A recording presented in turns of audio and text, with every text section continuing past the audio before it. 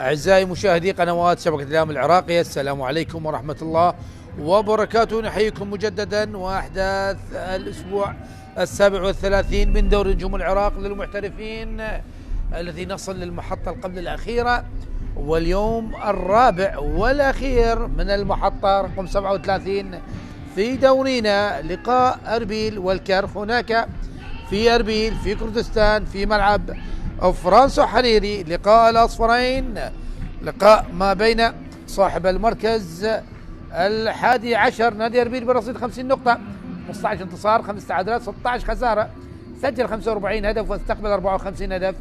بينما الكرخ في المركز الرابع 10 برصيد 43 نقطة، 11 انتصار 10 تعادلات و15 خسارة، سجل الفريق 35 هدف واستقبل 44 هدف. طاقم التحكيم لهذا اللقاء زيد ثامر، ويساعده مساعده والعلي فاضل، وحكم مساعد الثاني سجاد حسن، والحكم الرابع محمد صادق، وحكام غرفة الفار عصام فاضل وحيدر عدوان.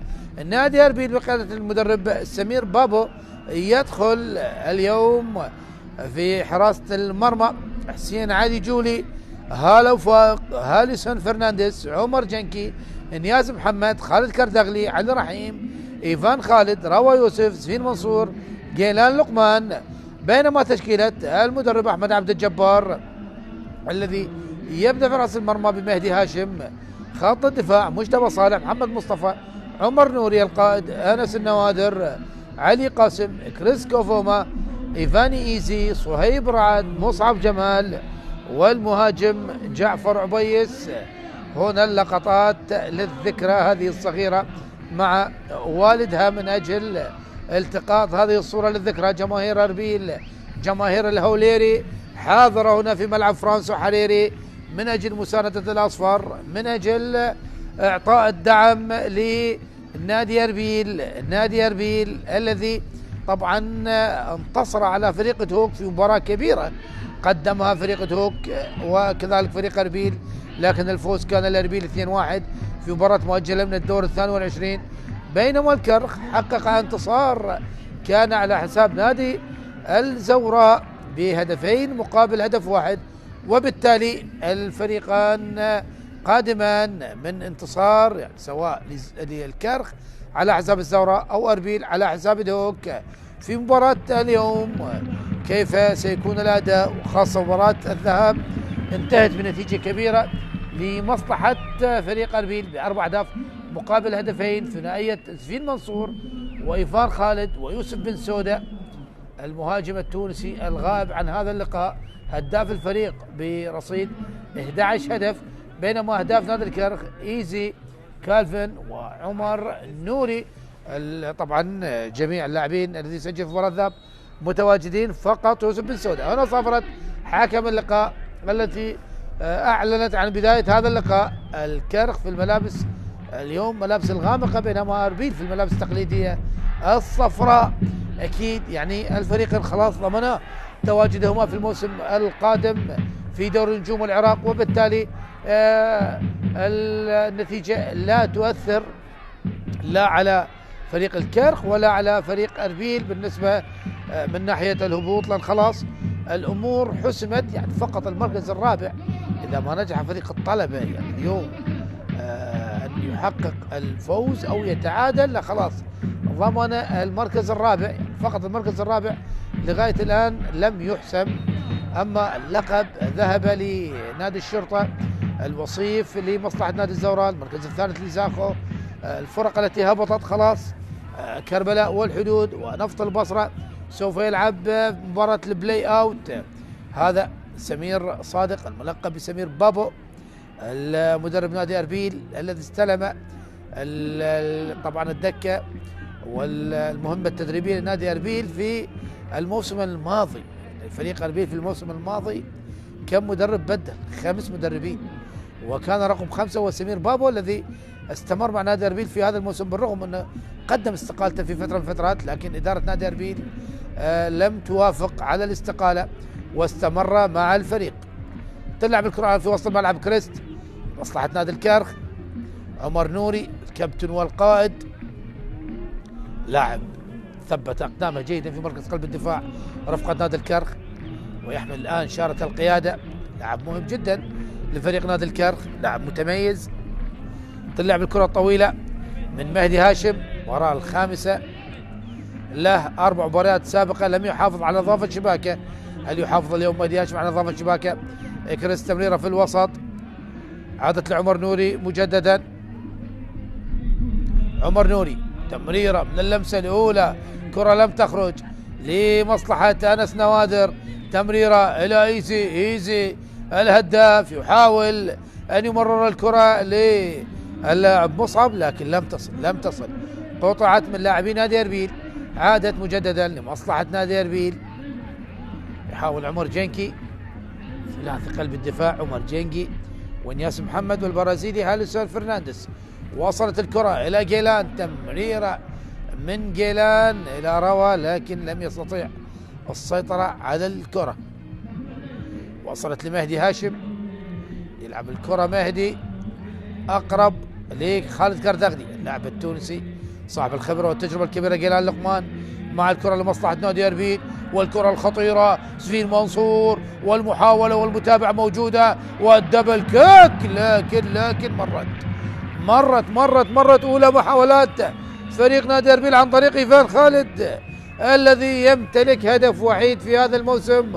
وأحمد عبد الجبار مدرب نادي الكرخ بعدما كان مساعد المدرب هيثم شعبان في بداية الموسم، لكن بعدها استلم هو القيادة الفنية لنادي الكرخ واستطاع تحقيق النتائج الجيدة وضمان البقاء. هنا الكرة الخطيرة لمصلحة نادي أربيل، روى يوسف،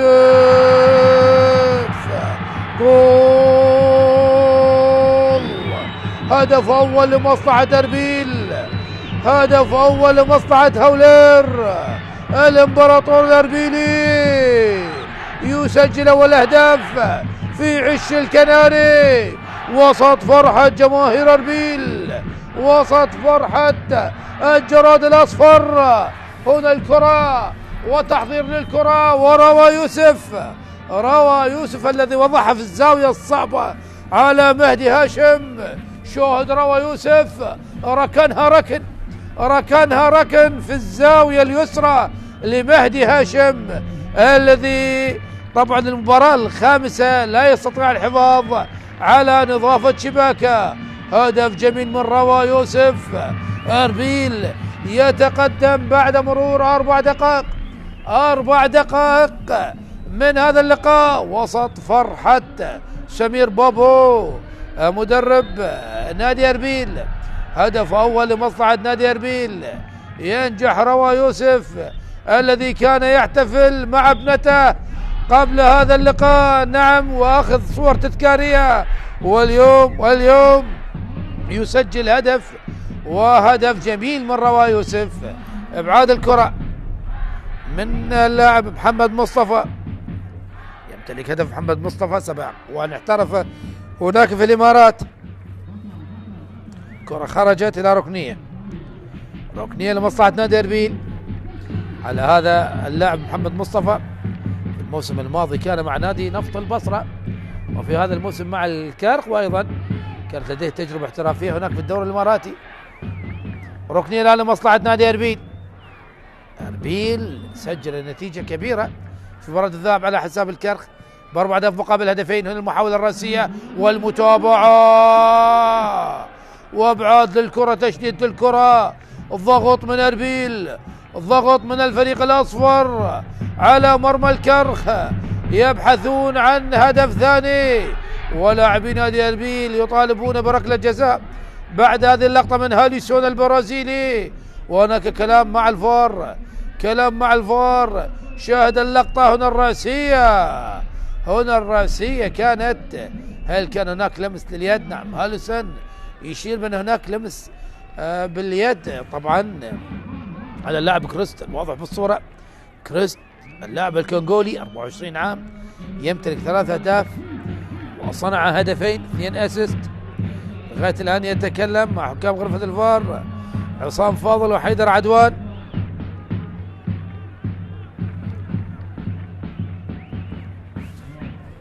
لغاية الآن هل هناك ركلة جزاء؟ هل يعود بنفسه الحكم أم لا وجود لمسة اليد. أخذ وقتا طويلا الحكم زيد ثامر وما زال يتكلم مع عصام فاضل حكم غرفة الفار. هل يذهب بنفسه لرؤية اللقطة؟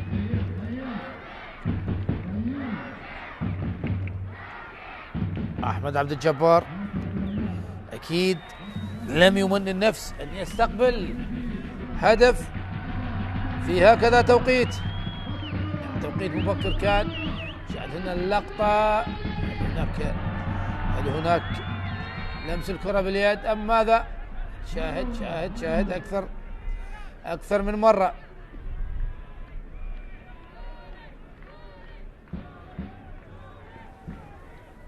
لا وجود ركلة جزاء. نستأنف اللقاء مجددا.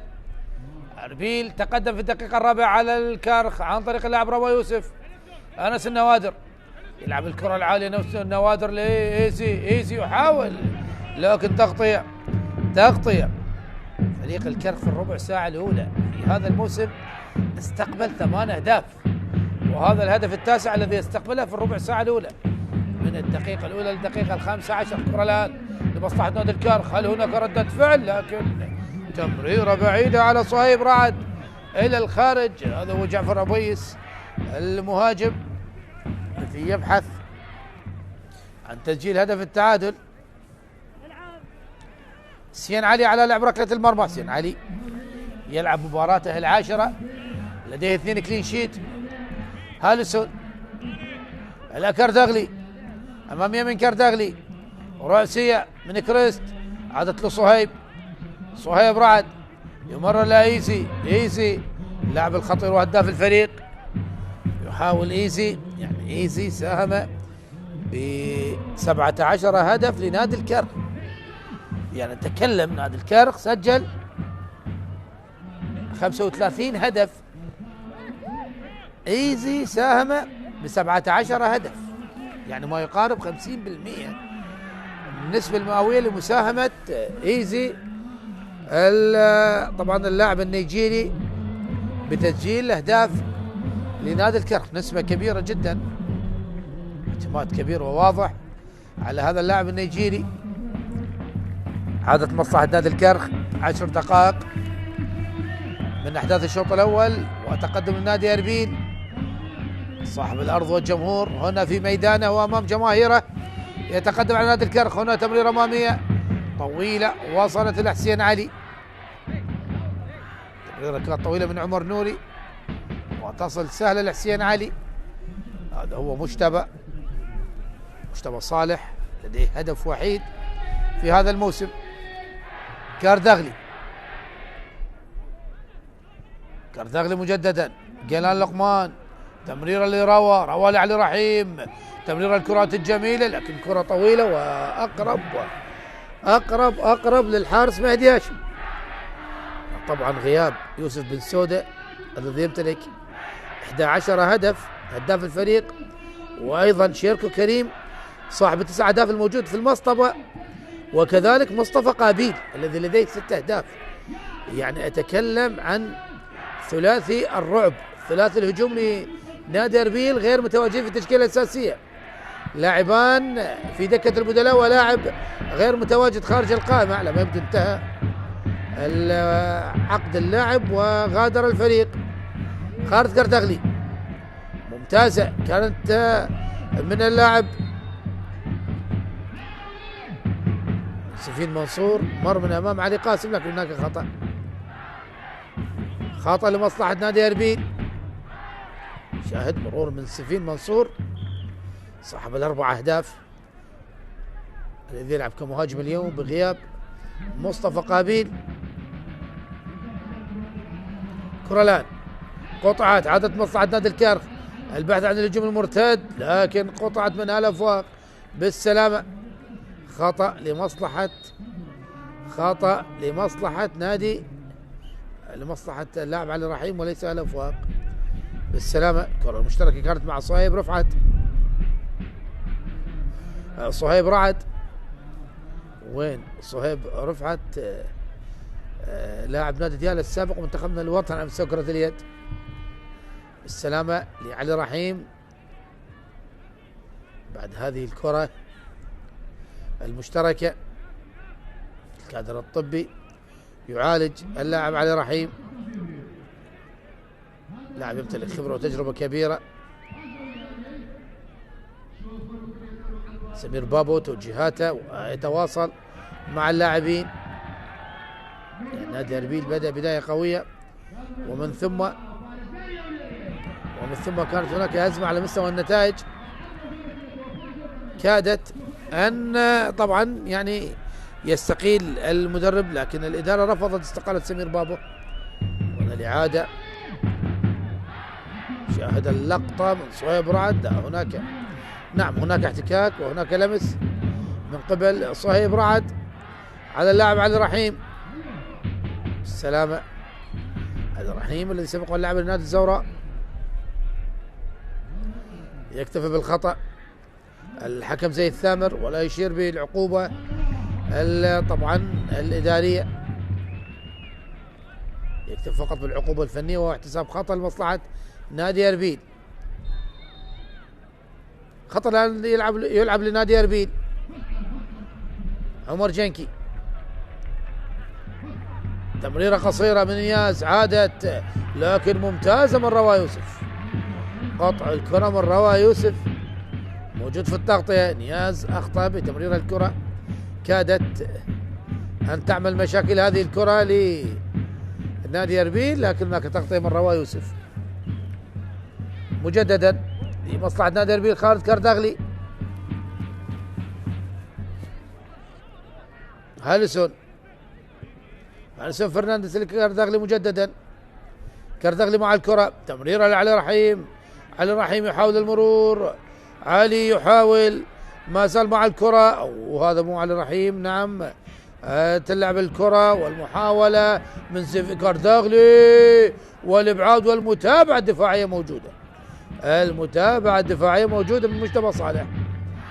يحاول الآن الابعاد من هالسون فييرا.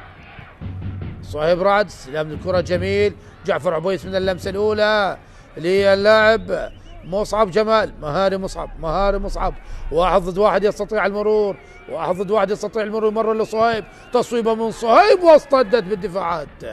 حاول نادي الكرخ بعد تمريرة من مصعب لصهيب، لكن تصويبة صهيب ارتدت من دفاعات نادي اربيل. عادت مصلحة نادي اربيل. هالسون فرنانديز لعلي رحيم. سين علي، يحاول فريق الكرخ أن يدافع من الأمام، أن يعمل بلوك الدفاعي على لاعبين نادي اربيل. علي رحيم، إيفان لعلي رحيم مجددا. تمريرات قصيرة لاعبين نادي اربيل. هالسون برازيلي، وصلت الكرة من إيفان إلى عمر. إيفان مجددا إلى روا يوسف. هنا التمريرة من روا، المحاولة لمصلحة نادي اربيل. هناك من جهة اليمين تلعب الكرة من هلا فواق، والكرة الآن العرضية والرسيل بعد من عمر نوري، والمتابعة موجودة من خالد كرداغلي لمصلحة نادي اربيل. جيلان لقمان، لمسة لروا يوسف لكن طويلة من جيلان لقمان لروا يوسف إلى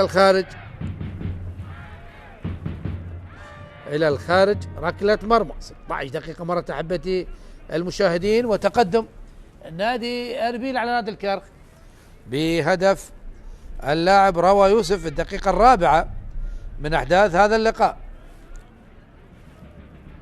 مثل ما ذكرت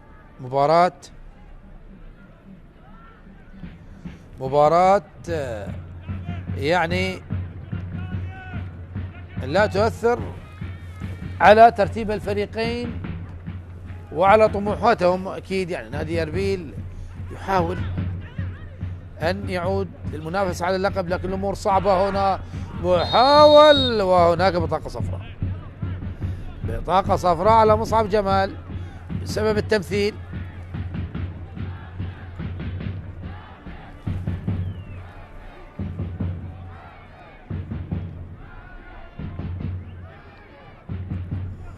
بطاقة صفراء على مصعب جمال بسبب التمثيل نعم والتحايل في هذه اللقطة.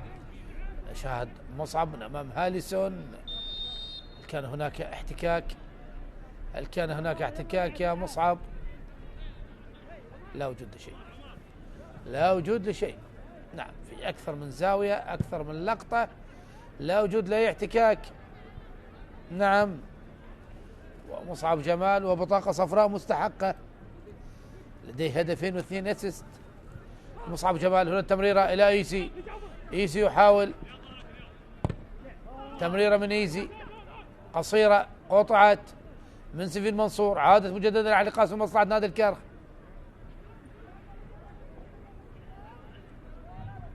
محمد إلى أنس.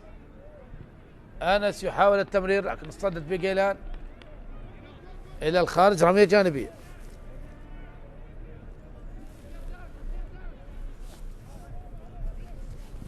أنس النوادر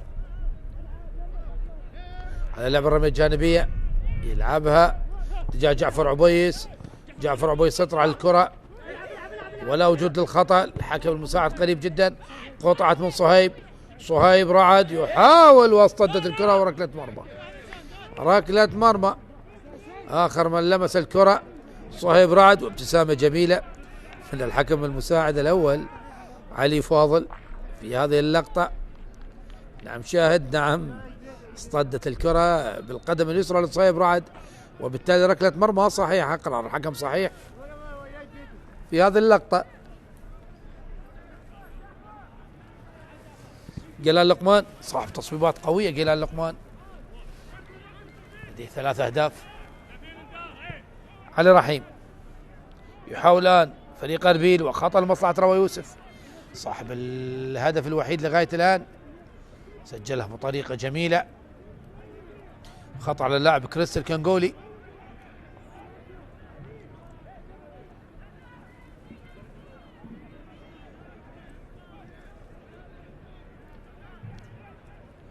هالسون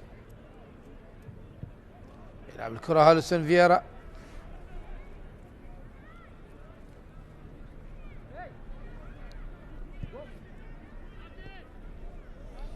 هالسون مجددا امام يمين. هالسون لجيلان. جيلان تمريره مقطوعه لكن من حسن حظه عادت له. يحاول المرور لكن عمر نور موجود التغطيه. عمر نور وتمركز جيد. يحاول ان ايفان خالد، والكرات المشتركه ما بين لاعبي الفريقين في الاخير. لعبت الكره من عمر جنكي للحارس حسين علي. فييرا الى حسين جولي. يلعب الكره الاماميه حسين علي جولي. كريست استلام الكره والتمريره قطعت، عادت لمصلحه نادي اربيل. البحث عن الهجوم المرتد. يحاول روى يوسف. روى يوسف تمريره وجد التسلل. يحاول الان سفين منصور. تصويبه من سفين. مرت الكره بجوار القائم. حاول سفين منصور صاحب ال4 أهداف لكن تصويبته مرت وذهبت الى الخارج، ركله مرمى. شاهد تصويبه سفين منصور. حاول ان يغالط دفاعات الكرخ وحارس المرمى مهدي هاشم لكن كرة ذهبت الى الخارج.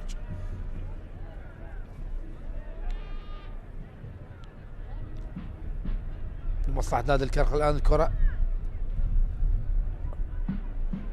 كريست ايزي الى كريست مجددا.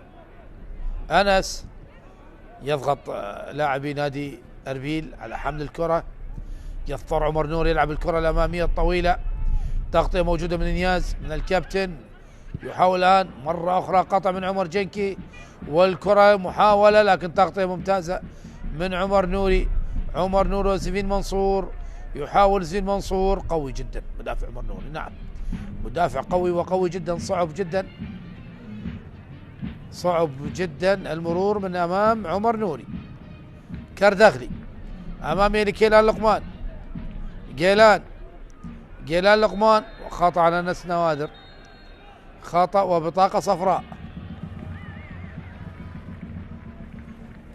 وانس النوادر يقول للحكم هذا الخطأ الاول لكن هناك شد يا أنس، شد، نعم شد دريس جيلان، وبالتالي بطاقة صفراء مستحقة.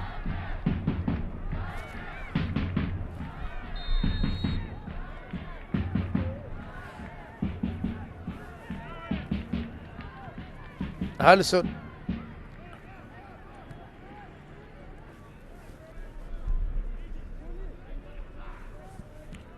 حسين علي امام يمين، حسين علي بالراس من انس، ايزي الى كريست الى انس، الثلاثي الافريقي ما بين المغاربي والكنغولي والنيجيري، في الاخير الى هالسون البرازيلي. حسين علي جولي امام يمين حسين علي، روى يوسف صعب على روى، طالت على روى والى الخارج الى رميه جانبيه. صهيب رعد يحاول المرور من امام هالسون لكن ايضا قطع الكره. رميه جانبيه اخرى لمصلحه نادي الكرخ.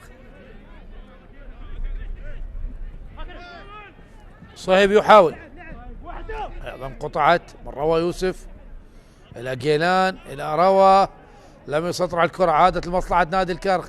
ايزي ايضا لم يسيطر على الكره، والابعاد، الابعاد من دفاعات نادي اربيل.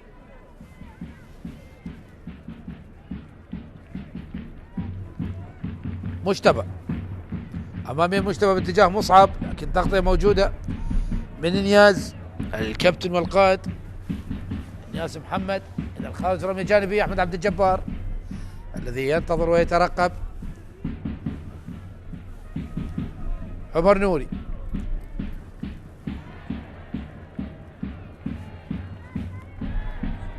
كريست يلعب الكره الاماميه باتجاه مصعب، والكره الخطيره الان هنا تلعب الكره العرضيه، قطعت وعادت من جديد مصلحه نادي الكرخ. علي قاسم لكن قطعت من ايفان خالد الى رميه جانبيه. هذا هو ايفان خالد لهدف وحيد. صهيب الى مجتبى لا مصعب ولا وجود الخطا. الحكم قريب، حذار يا مصعب لديك بطاقه صفراء بسبب التحايل، واذا تحايلت مره ثانيه ايضا سوف تشر البطاقه الصفراء. هنا جعفر يسيطر على كورته جعفر، لكن دفاع هالسون فييرا. تلعب الكره الان علي رحيم الى سفين منصور بالقرب منه. هلا وفاق، سفين يحاول المرور، سفين ما زال يحتفظ بالكره لكن في الاخير قطعت. نعم يعني بالغ في الاحتفاظ بالكره. هلا وفاق يحاول من امام كريست لكن ممتاز من كريست. الله على مصعب المهارة، لكن تعثر مصعب وقطعت الكرة. عادت من جد مصلحة نادي الكرخ. مجتبى بالراس يحاول علي رحيم تمريرة، قطعت من ايزي، والمحاولة في الاخير عادت صهيب امامية لمصعب لكن تغطية موجودة من دفاعات نادي اربيل. خالد كردغلي يترك الكرة تذهب إلى الخارج.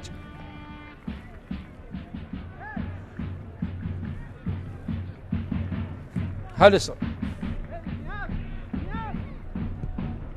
حسين علي غير اللعب لإنياس محمد الذي يلعب كمدافع يمين، وهلا وفاق يلعب كلاعب خط وسط على جهة اليمين.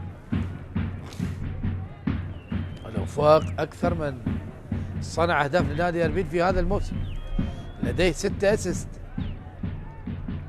هالسون فرنانديز برازيلي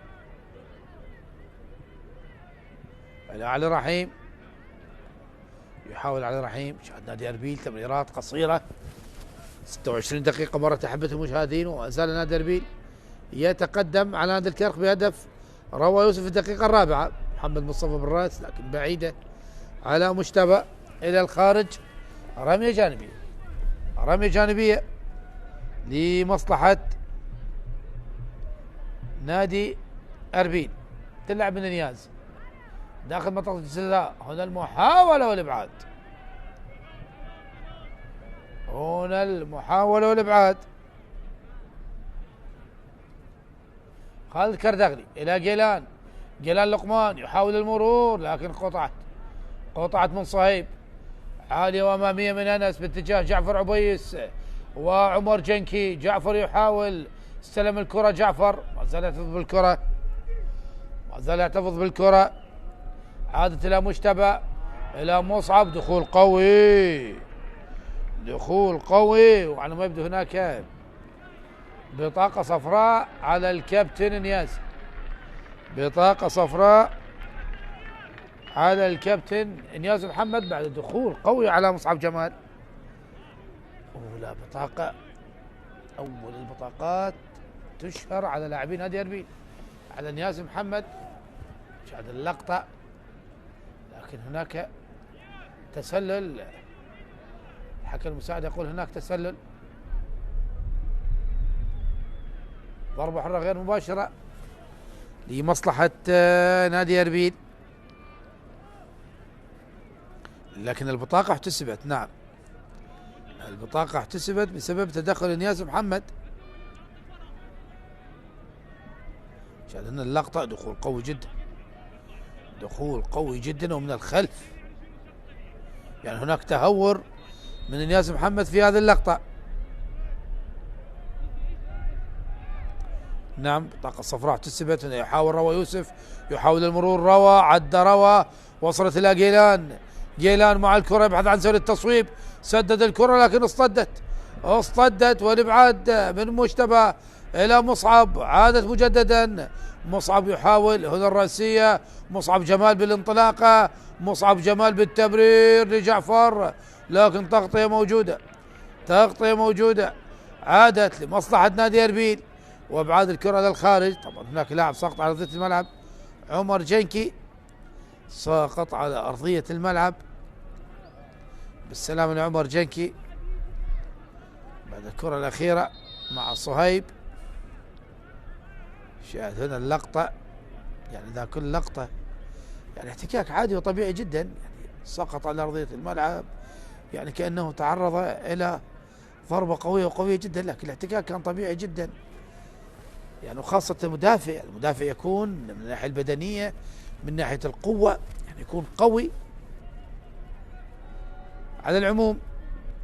يعني شاهد هنا اللقطة ما بين جعفر عبيس واللاعب عمر جنكي. –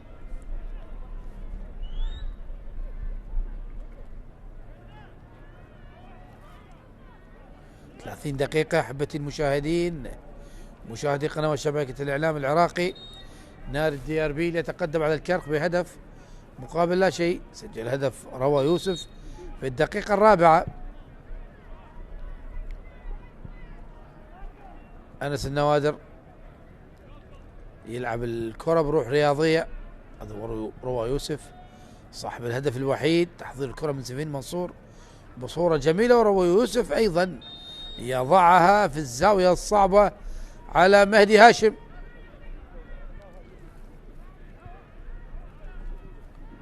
نعم، شاهد كيف لعبها بصورة جميلة جدا.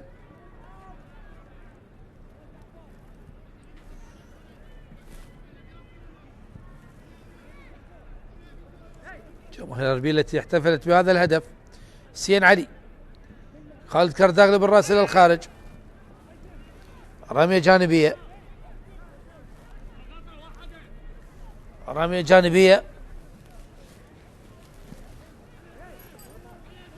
أنس يلعب رمية جانبية باتجاه جعفر عبيس، هالسون، لكن تغطية موجودة من عمر جنكي إلى الخارج، رمية جانبية، هو عمر جنكي الذي بعد الكرة الأخيرة، رمية جانبية، أنس يلعبها لصهيب، إلى أنس مجددا، تمريرة قطعت، عادت لمصلحة نادي أربيل، أمامية من كرداغلي، الكرة لم تخرج لغاية الآن داخل الملعب، وهناك خطأ على عمر نوري.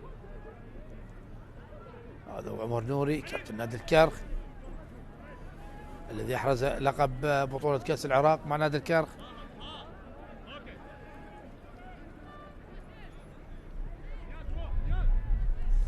شاهد اللقطة ما بين عمر نوري واللاعب سفين منصور.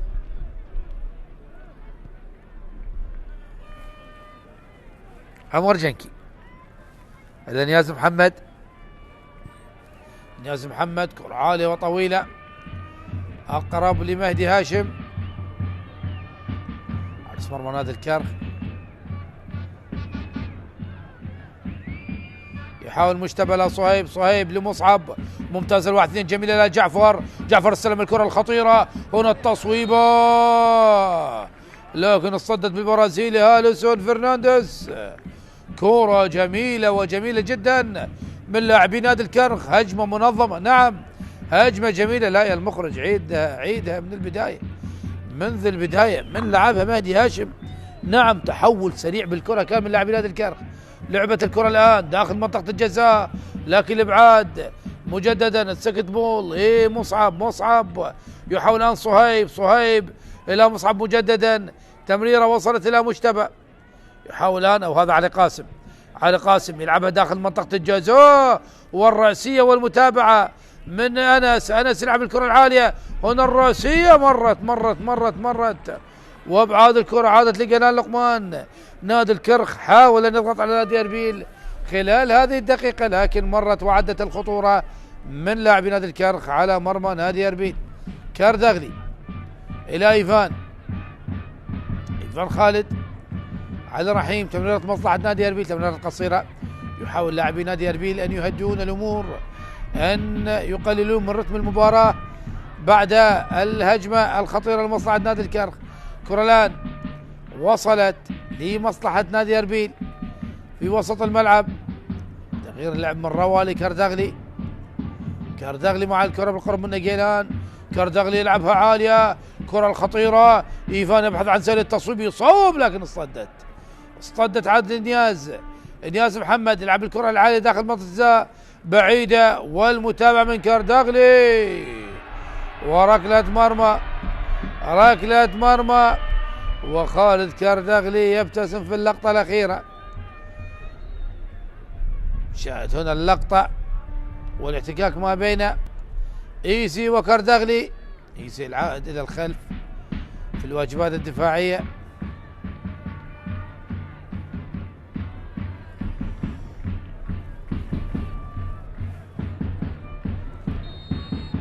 لا وجود لشيء، حكم يطلب بلعب الكرة واستئناف اللعب مجددا.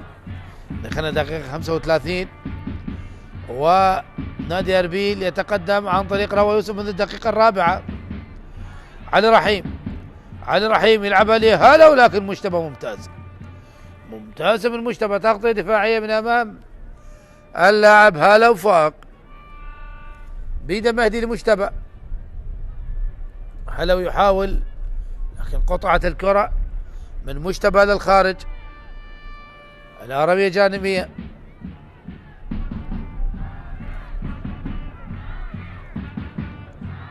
هاليسون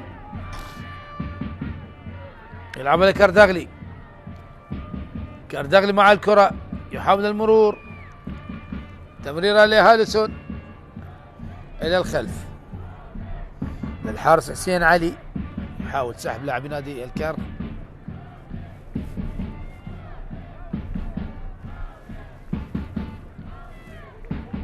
هاليسون فرنانديز الحسين علي مجددا، مباراة هادئة تماما، لم نشاهد تلك الفرص الكثيرة المحققة للتسجيل. نعم شاهدنا محاولات هنا وهناك لكن الأهم كان هو هدف روى يوسف. هنا قطعة الكرة، صهيب يمرر الكرة لكن تغطية موجودة من عمر جنك، وأيضا تمريرة قصيرة وابعد في اللحظة المناسبة من اللاعب روى يوسف. هذا هو هاليسون فرنانديز المدافع البرازيلي قادم من نادي رويال باريس البوليفي. بعد الكرة من هلا وفاق إلى رمي جانبية، مصعب يلعب الكرة، جيلان لقمان يحاول لعب الكرة بالكعب لكن قصيرة، قطعة من انس النوادر يلعبها إلى إيسي يحاول المرور لكن جيلان لقمان موجود. روى يوسف كرة أمامية، هل هناك تسلل؟ لا وجود تسلل، هلا وفوق، وكرة ضعيفة لو كانت أقوى لا خلاص كانت في المرمى لكن ضعيفة. طبعا المدافع استطاع باللحاق بالكرة وابعادها قبل ان تدخل. كرة الان ايزي يحاول السيطرة والابعاد، عادت لمصلحة نادي اربيل والمحاولة. جلال لقمان انطلق، هنا التمريرة من سفين منصور لكن عادت الى كردغلي يحاول المرور كردغلي بالسرعة والمهارة، لكن عمر نوري صعب جدا. اجتياز عمر نوري امامية من عمر صهيب جعفر لإيزي يحاول المرور لكن قطعت من عمر جنكي. عادت مجددا لمصلحة نادي اربيل، دقائق أخيرة على نهاية الشوط الأول.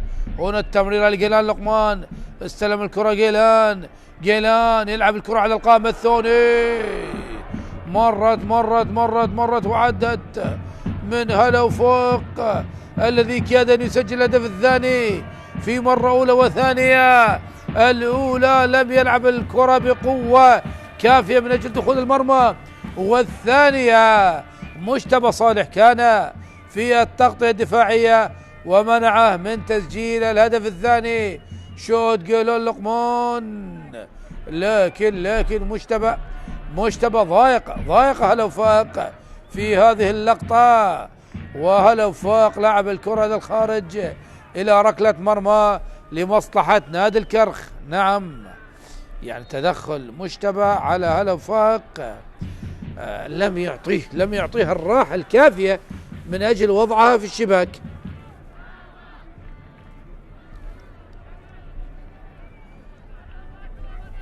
والحكم يتأكد من صحة الحالة.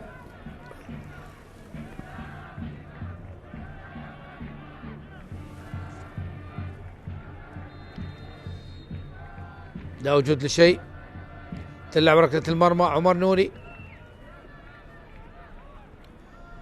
نوري مع الكرة،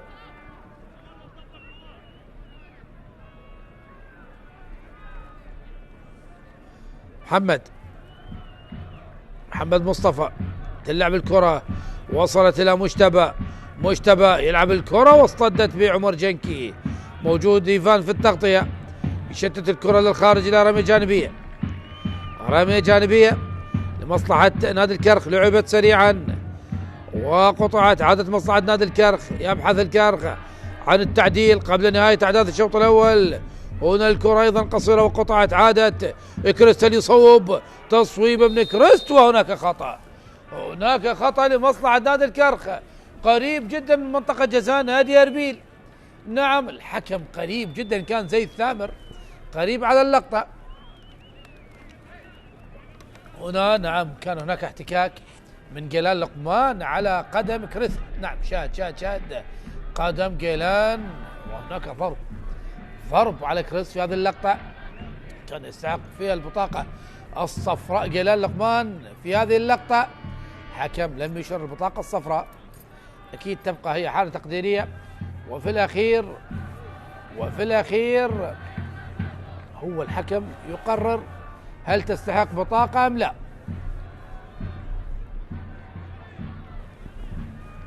كرة الآن ضربة حرة لمصلحة نادي الكرخ، هل يعدل الكرخ عن طريق الكرات الثابتة؟ ايزي ام انس النوادر ام جعفر عبيس ام عمر نوري؟ اكثر من لاعب. عمر نوري، جول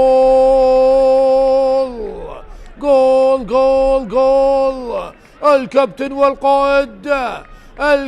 والقائد عمر نوري يعدل النتيجة بعد كرة ثابتة جميلة لعبها في زاوية صعبة على الحارس حسين علي.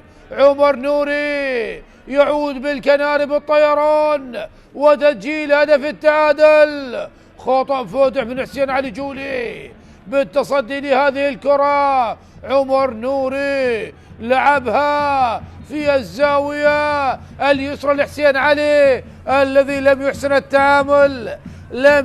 التعامل برد هذه الكرة، وهدف التعادل لمصلحة نادي الكرخ. عمر نوري يسجل في الدقيقة 41 أول أهداف عمر نوري في الدوري. الكابتن والقائد ينجح بتعديل النتيجة قبل دقائق من نهاية الشوط الأول.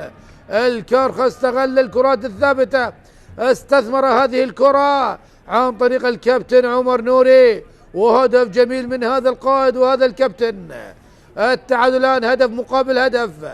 هل هناك هدف في الدقائق المتبقية من الشوط الأول؟ هناك جعفر عبيس يحاول جعفر، هل يصوب جعفر؟ يلعبها لمصعب، كرة الخطيرة وهنا المحاولة، ما زالت مصلحة نادي الكرخ، متابعة موجودة، مصعب إلى مشتبه يحاول المرور لكن تغطية دفاعية موجودة وإلى الخارج ركلة مرمى. حاول مشتبه صالح أن يتقدم في هذه الكرة لكن إلى الخارج ركلة مرمى لمصلحة نادي أربيل. التعادل الآن ما بين أربيل والكرخ هدف مقابل هدف في اليوم الرابع والأخير من هذه الجولة، جولة 37 من دوري نجوم العراق. محمد مصطفى يلعب الكرة العالية إلى جعفر تعطي الكرة إلى كريست، عادت إلى جعفر، يحاول أن صهيب إلى كريست، يبحث عن تصويبه، صدت، عادت لمصلحة نادي الكرخ الآن يشكل أفضلية، نعم أفضلية على حساب نادي أربيل. أنس يلعب الكرة للخارج، هناك لاعب سقط على أرضية الملعب، من؟ هل علي قاسم؟ نعم على ما يبدو علي قاسم ساقط على أرضية الملعب. بالسلام لعلي قاسم. الكرخ يعني في الخمس دقائق الأخيرة من الشوط الأول يشكل أفضلية، نعم أفضل من نادي أربيل، وصل إلى المرمى، سجل هدف، أخطر مرمى أربيل، دفاعات أربيل حاولت أن تبعد الخطر. أتكلم عن الدقائق الخمسة الأخيرة، لكن النتيجة تشير إلى التعادل هدف مقابل هدف. تقدم روى يوسف ومن ثم عدل عمر نوري في الدقيقة 41. جولة 37 الزهراء الفوز على الميناء هدفين مقابل هدف. الشرطة 3-1 على الحدود. كربلاء تخسر امام النفط 2-4. ديار نفط البصرة التعادل هدفين. نفط ميسان 3-1 على النجف. الكهرباء يفوز على القرمة ب4 أهداف مقابل هدف واحد. وزاخو الفوز على القوة الجوية بهدفين مقابل لا شيء.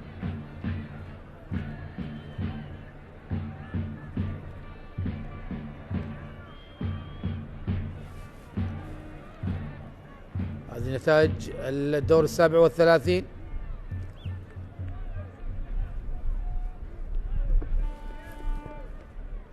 رمي جانبي الآن دقيقتين كوقت محتسب بدأ عن ضائع.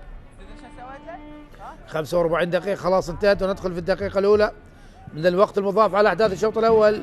هنا التمريرة طويلة لكن أقرب للحارس سين علي جولي، لم ينجح برد كرة عمر نوري، نعم لم يحسن التعامل معها.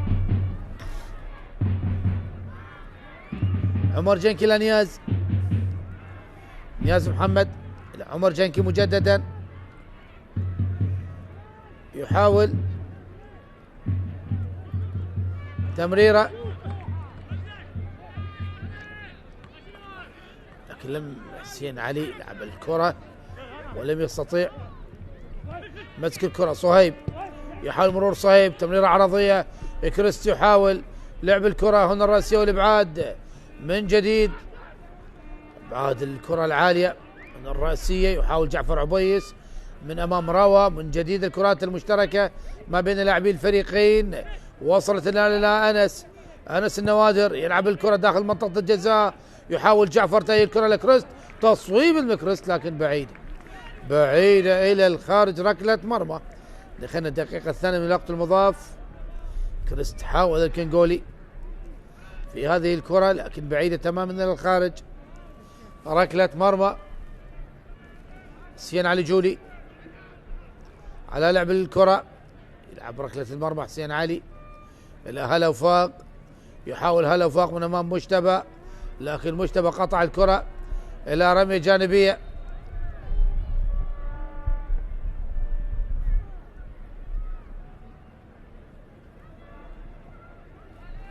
لقطة كانت ما بين هلا وفاق، ونعم هنا الكرة والدهس من هلا وفاق على قدم مجتبى، لكن أكيد يعني غير متقصد في هذه اللقطة، كان هناك تنافس. هل أعطى بطاقة صفراء على هلا وفاق في هذه اللقطة؟ لا أعرف، هل اعتبر الحكم اللقطة إهمال من اللاعب هلا وفاق؟ نعم، بطاقة صفراء على هلا وفاق، البطاقة الصفراء الثانية على لاعبين نادي أربيل، الأولى كانت على نياز والثانية على هلا وفاق صاحب ال6 أسيست لنادي أربيل، أكثر من صنع أهداف. نشاهد اللقطة. نعم هنا اللقطة واضحة، وبطاقة صفراء على هلا وفاق من الحكم زيد ثامر. خطأ الآن لمصلحة نادي الكرخ. خلاص الدقيقتين انتهت، وأيضا الدقيقة الثالثة. أعتقد زيد ثامر بعد هذه الكرة سوف ينهي أحداث الشوط الأول، التعادل ما بين أربيل والكرخ. نعم أنهى الآن أحداث الشوط الأول، هدف لأربيل لروى يوسف، وهدف التعادل للكرخ عن طريق عمر نوري. أحبة المشاهدين لهذا وبعيدا استراحة قصيرة ونعود إليكم مجددا.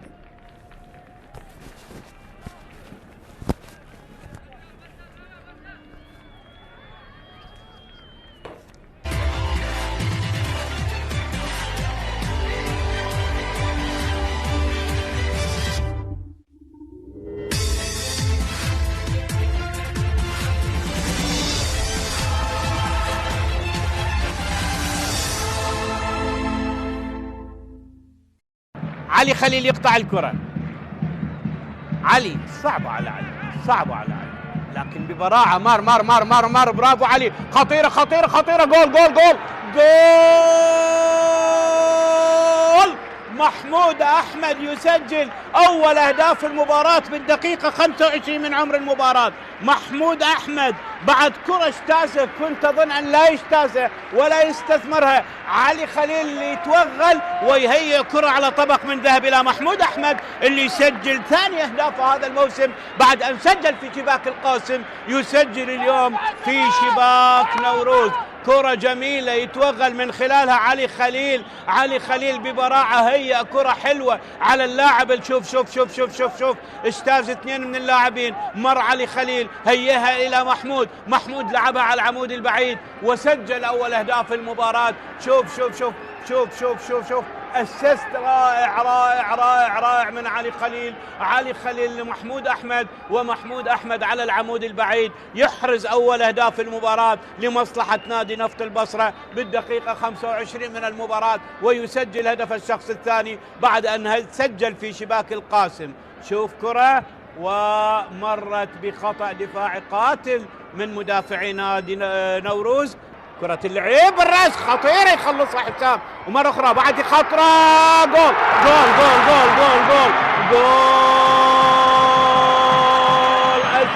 أسو أسو أسو أسو أسو أسو أسو أسو لعب كرة، وعلي صالح يسجل هدف التعادل بالدقيقة 29 من عمر المباراة. علي صالح يسجل بالدقيقة 29 من عمر المباراة هدف التعادل لفريق نوروز. علي صالح بالدقيقة 29 يسجل هدف الثاني بعد أن سجل في شباك الحدود.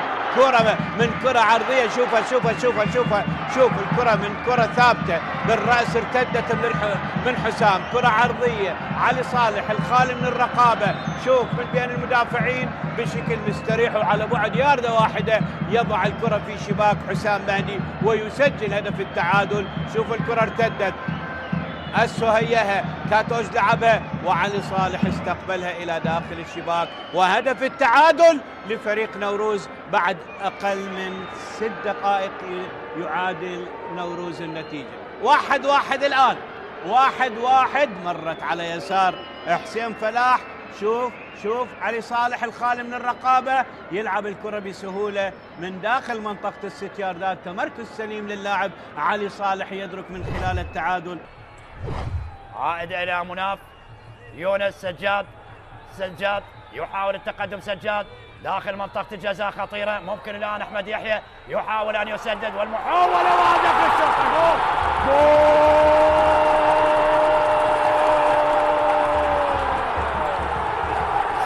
صمد ديالى كثيرا وجاء الهدف أخيرا. صمد ديالى كثيرا وجاء الهدف أخيرا.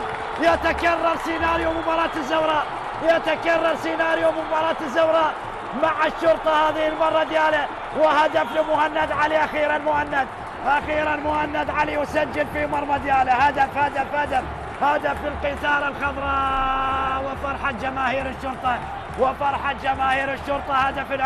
هدف الآن بعدما صمد ديالى 92 دقيقة أمام محاولات فريق الشرطة وهجوم الشرطة، لكن مهند أخيرا الهداف لفريق الشرطة يسجل هدف في مرمى ديالى ويضع الثلاث نقاط لغاية الآن مع الشرطة. مهند علي ميمي هدف السادس والعشرين خلال هذا الموسم. لاحظ الإعادة، لاحظ المحاولة أحمد يحيى وإنقاذ من صديق جمال، لكن في غاية الجمال يسجل مهند علي لفريق الشرطة هدف الانتصار في هذه اللحظات.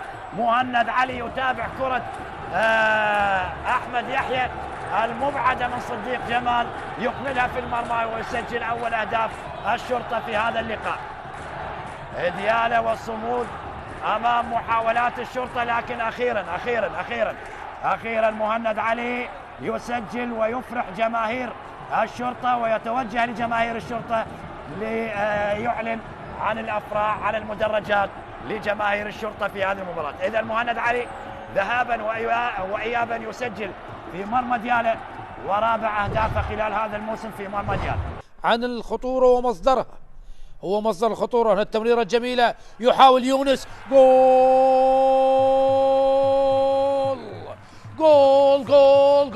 جول يونس حمود يكسر الجمود. دقيقة يونس حمود بعد وقت طويل من الانتظار، بعد وقت طويل من الصبر، يسجل هدف للنجف. يونس حمود وتصويبه خدع فيها أمجد رحيم، قاتل على الكرة، حاول مع الكرة وباستماتة دفاعية بالرغم من خضر علي الذي كان ملتصقا بيونس حمود، إلا أن يونس حمود أصر على التسجيل، أصر على فك النحس، أصر على الإفطار.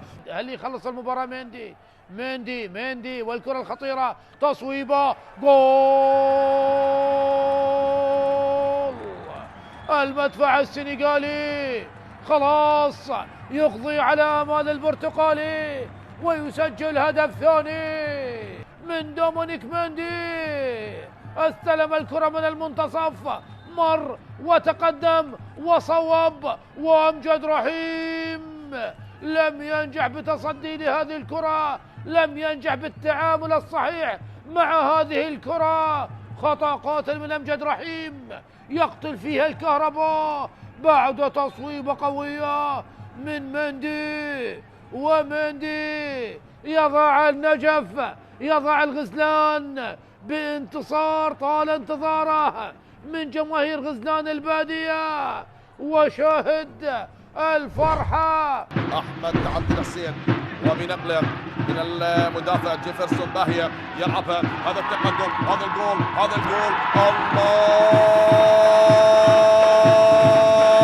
الله يا منتظر عبد الأمير يسجل أول أهداف المباراة هنا بملعب الساحر. تحلق صقور الغربية بأول أهداف المباراة. هتافات الصقور الغربية، حلقت الصقور بهذا التقدم بخطأ نعم ارتكبه الحارس، كان متقدما مهدي هاشم. لا يا مهدي لا، بهذا التقدم كلفت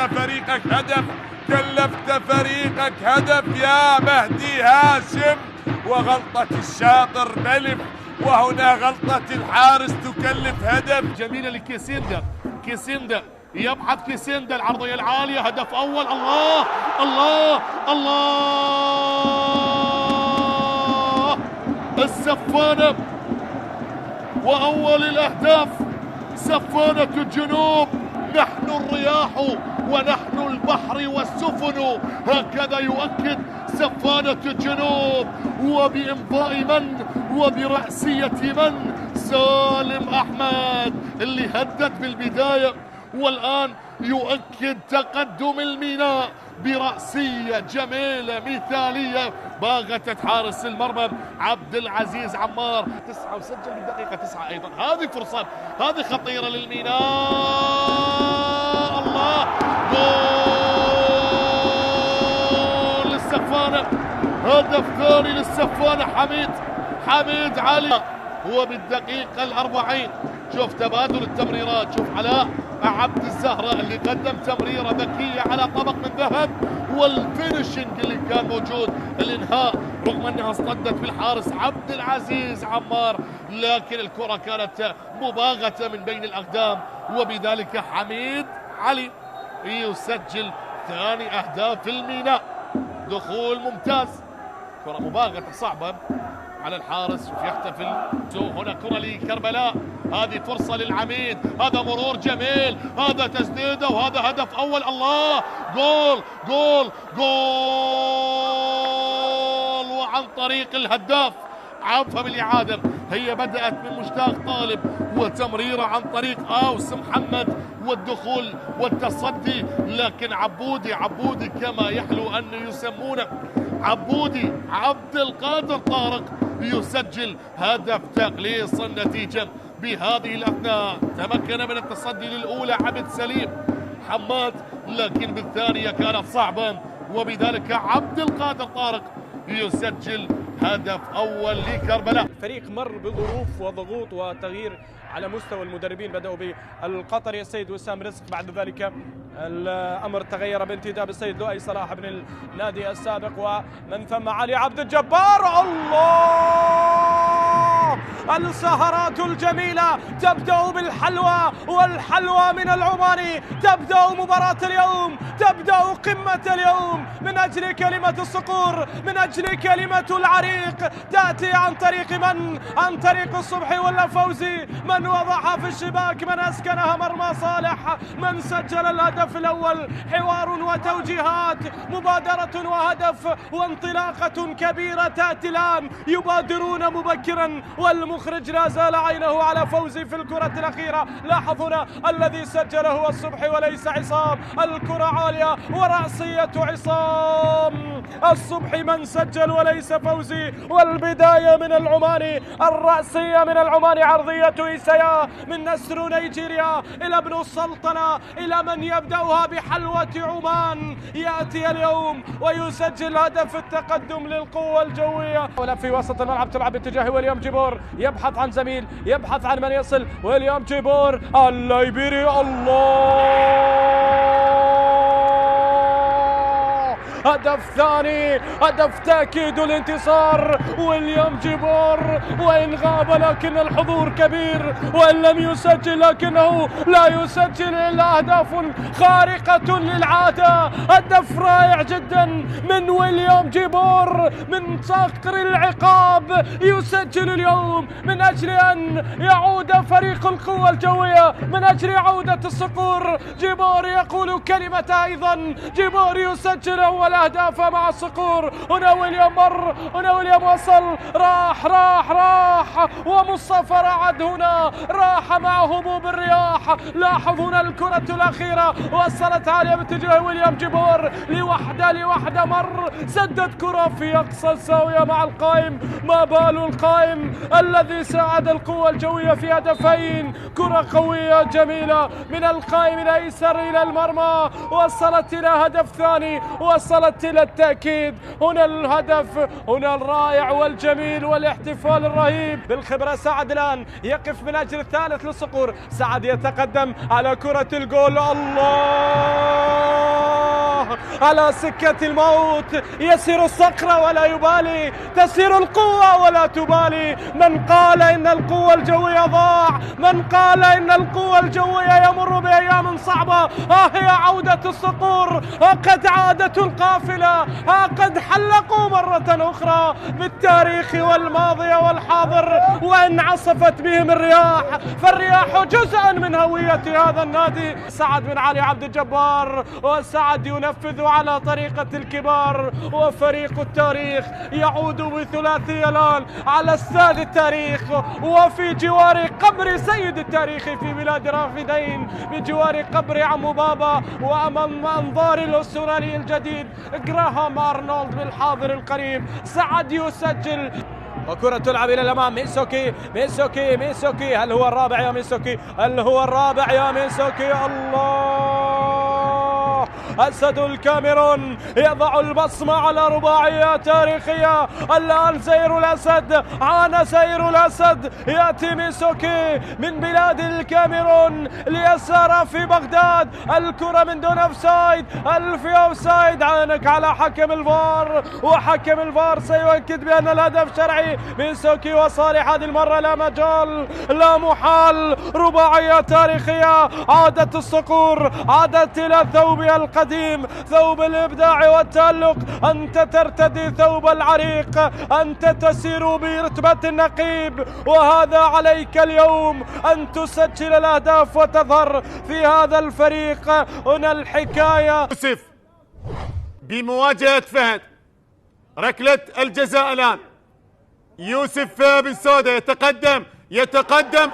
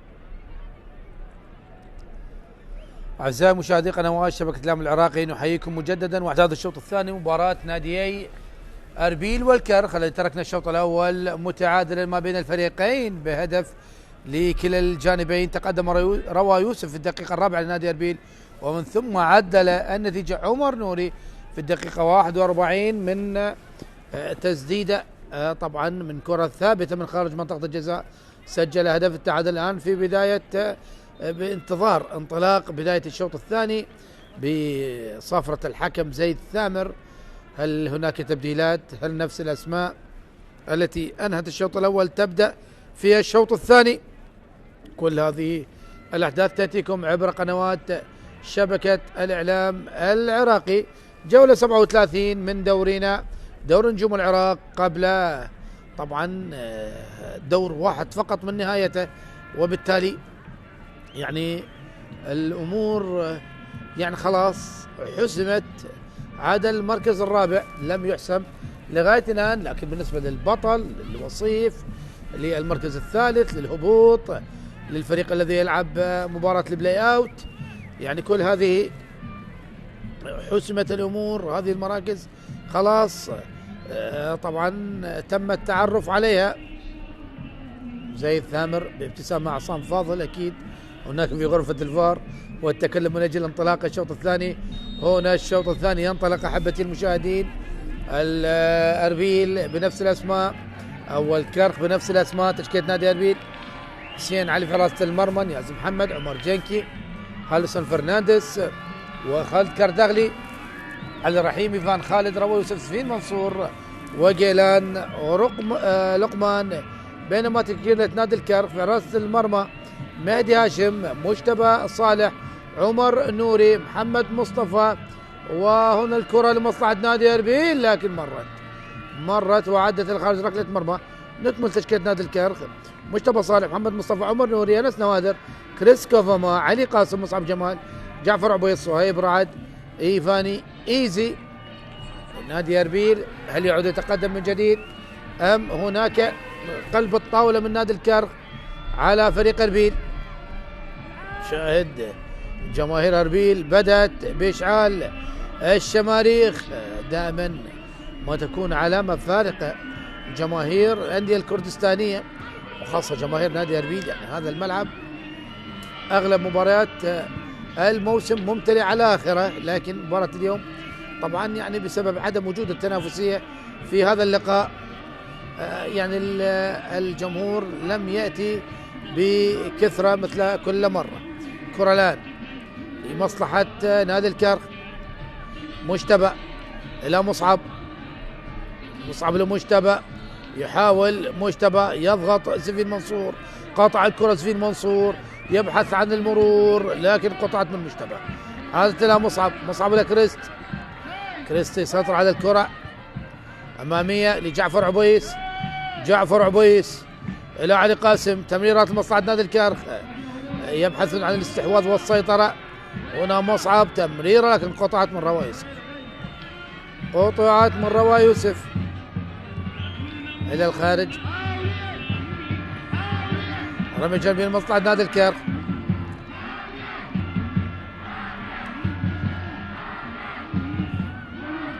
مجتبى يلعبها لمصعب باللمسة الجميلة لصهيب رعد، يلعب الكرة العرضية. يا الله كيف أبعدت من خالد كردغلي، كيف أبعدها السوري من أمام اللاعب النيجيري. شاد كردغلي كيف أبعد الكرة في اللحظة المناسبة من أمام إيزي. كرة الآن ركنية، تلعب الركنية لكن إعادة لعب الركنية من قبل الحكم زيد ثامر، ينبه ويوجه اللاعبين. ركنية الآن على التنفيذ، صهيب يلعب الركنية على القائم الثاني. هنا المحاولة، كاد عمر نوري أن يسجل الثاني لكن كرة ذهبت بعيدا إلى الخارج. عمر نوري الذي سجل ذهابا وإيابا في مرمى اربيل، وبنفس الطريقة ركلة حرة في مباراة الذهاب التي انتهت 4-2 لاربيل، والآن يسجل هدف التعادل أيضا عن طريق ركلة حرة. عمر نوري متخصص بالتسجيل في مرمى اربيل.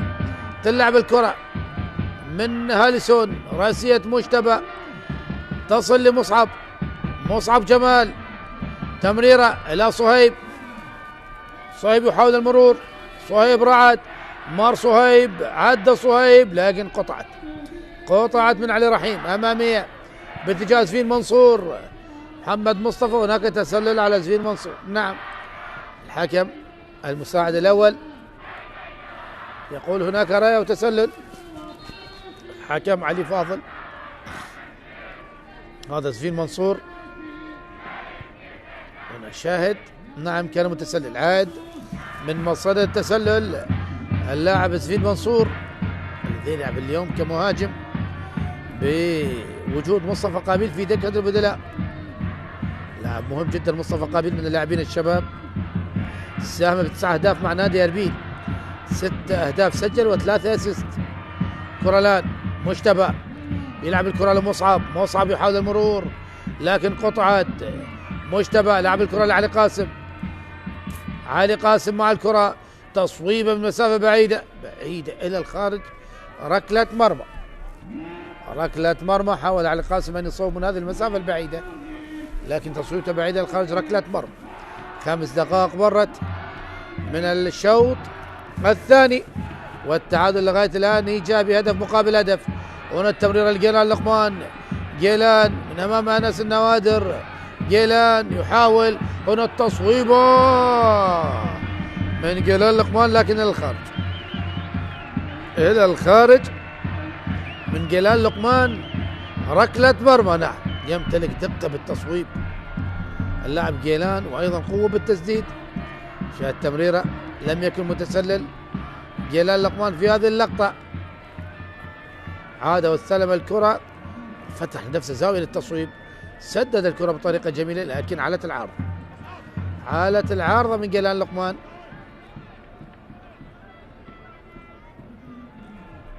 ركلة مرمى. مهدي هاشم يطلب من اللاعبين التقدم إلى الأمام من أجل لعب هذه الركلة. كرة أمامية.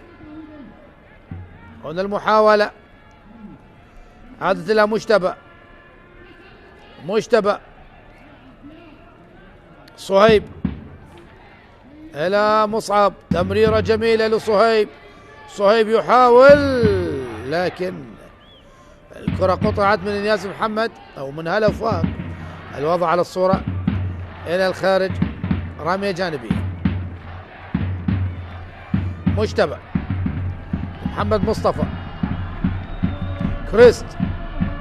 كريست مرمرور جميل. تمريرة لإيزي وهاليسون فرنانديز إلى خالد كردغلي. هاليسون علي رحيم وصلت لهاليسون.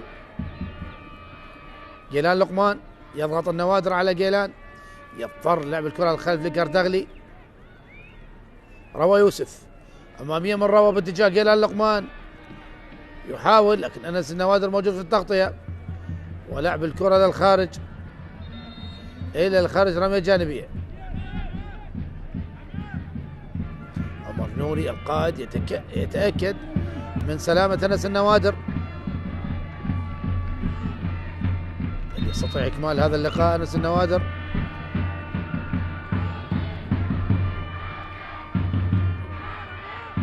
يعاني من إصابة في هذه اللقطة.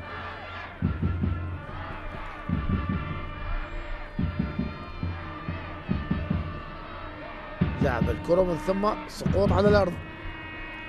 أكيد نتكلم عن نهاية موسم، أجواء حارة وبالتالي الوضع البدني ليس بأفضل أحواله، وخاصة الإصابات في نهاية الموسم تكون خطيرة جدا على اللاعبين.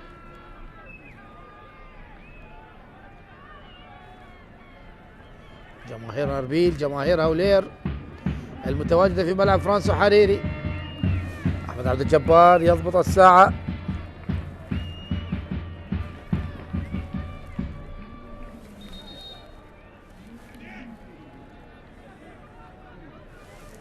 زي الثامر تلعب رمية جانبية. جيلان لقمان. جيلان يلعب الكرة داخل منطقة الجزاء. هنا الرأسية والإبعاد من مجتبى. الإبعاد من مجتبى لا ركنية بعد مضايقة من هلا وفاق. مباراة خاصة ما بين الثنائي هلا وفاق ومجتبى صالح.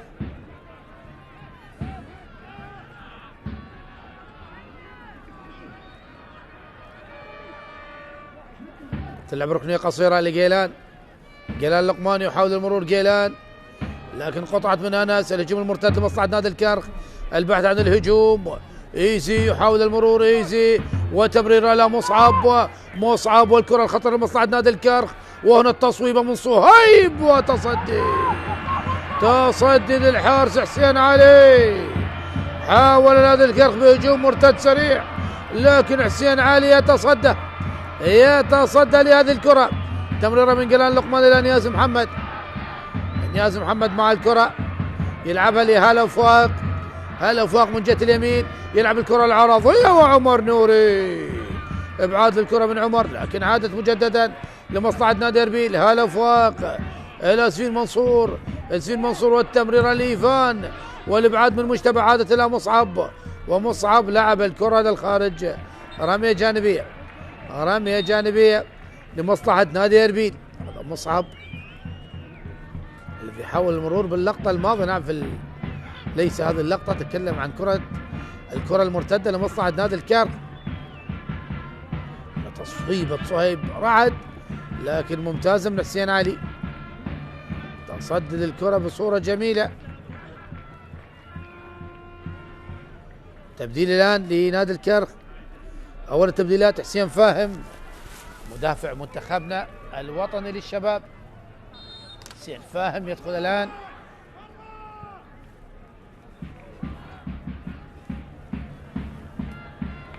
مدافع يسار يلعب كمدافع يمين. نعم يلعب كمدافع يسار حسين فاهم ومجتبى. هل يذهب إلى جهة اليمين الكرة الآن؟ عبيس إلى مصعب إلى كريست. كريست مجددا إلى مصعب. تمريرة وصلت لجعفر عبيس. جعفر عبيس إلى إيسي. إيسي يحاول. إيسي يلعب الكرة لا جعفر لكن اصطدت بهالسن فرنانديز. قطعت من حسين فاهم. حسين فاهم الآن يلعب كمدافع يسار واضح بالصورة. أولى تغييرات أحمد عبد الجبار لكن تغيير اضطراري بسبب الإصابة. روى يوسف مع الكرة. روى يوسف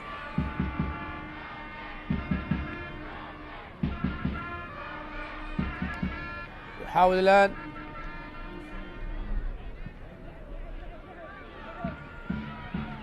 كرة الآن مهدي هاشم وهناك خطأ على جيلان لقمان. حذار يا جيلان، مثل هكذا لقطات خطأ لمصلحة نادي الكرخ.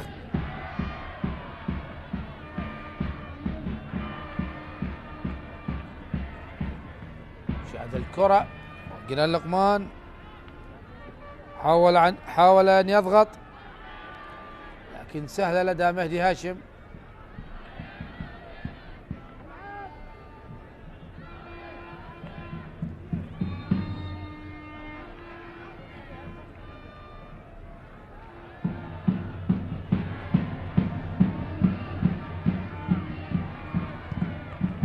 تلعب الكرة طويلة من مهدي هاشم تجاه ايزي. طبعا الآن عمر نوري يعني تغيير المستوى مراكز اللاعبين بالنسبة لنادي الكرخ. حسين فاهم الآن يلعب كمدافع يسار ومجتبى يلعب كقلب دفاع وعمر نوري يلعب كمدافع يمين من أمام جيلان لقمان. سريع جيلان يمر الكرة لهلو لكن تترك للحارس مهدي هاشم. مهدي هاشم لحسين فاهم. حسين فاهم تاج مدرسة الزوراء اشترك مع منتخبنا الشبابي في البطولة العربية هناك في السعودية. كرة الآن علي قاسم إلى ايزي تغيير اللعب باتجاه عمر نوري. تلعب الكرة من كريست إلى عمر نوري من جهة اليمين يحاول لعب الكرة لكن اصطدت إلى الخارج إلى رمية جانبية. بالسلامة لجيلان لقمان الذي يعاني من إصابة بعد الكرة الأخيرة من عمر نوري. نعم هناك اصطدام على مستوى الوجه. نعم ساق عمر نوري بوجه جيلان لقمان. بالسلامة جيلان لقمان. نعم الإصابات على مستوى الرأس دائما ما تكون خطيرة، نتمنى أن لا تكون خطيرة هذه الإصابة لجيلان لقمان. أكيد يعني صعبة جدا هكذا إصابات. نشاهد فريق أربيل تغييرين دفعة واحدة. هيلكورت قيس وشيركو كريم تعزيز للجانب الهجومي، إعطاء نفس هجومي بالنسبة للمدرب سمير بابو.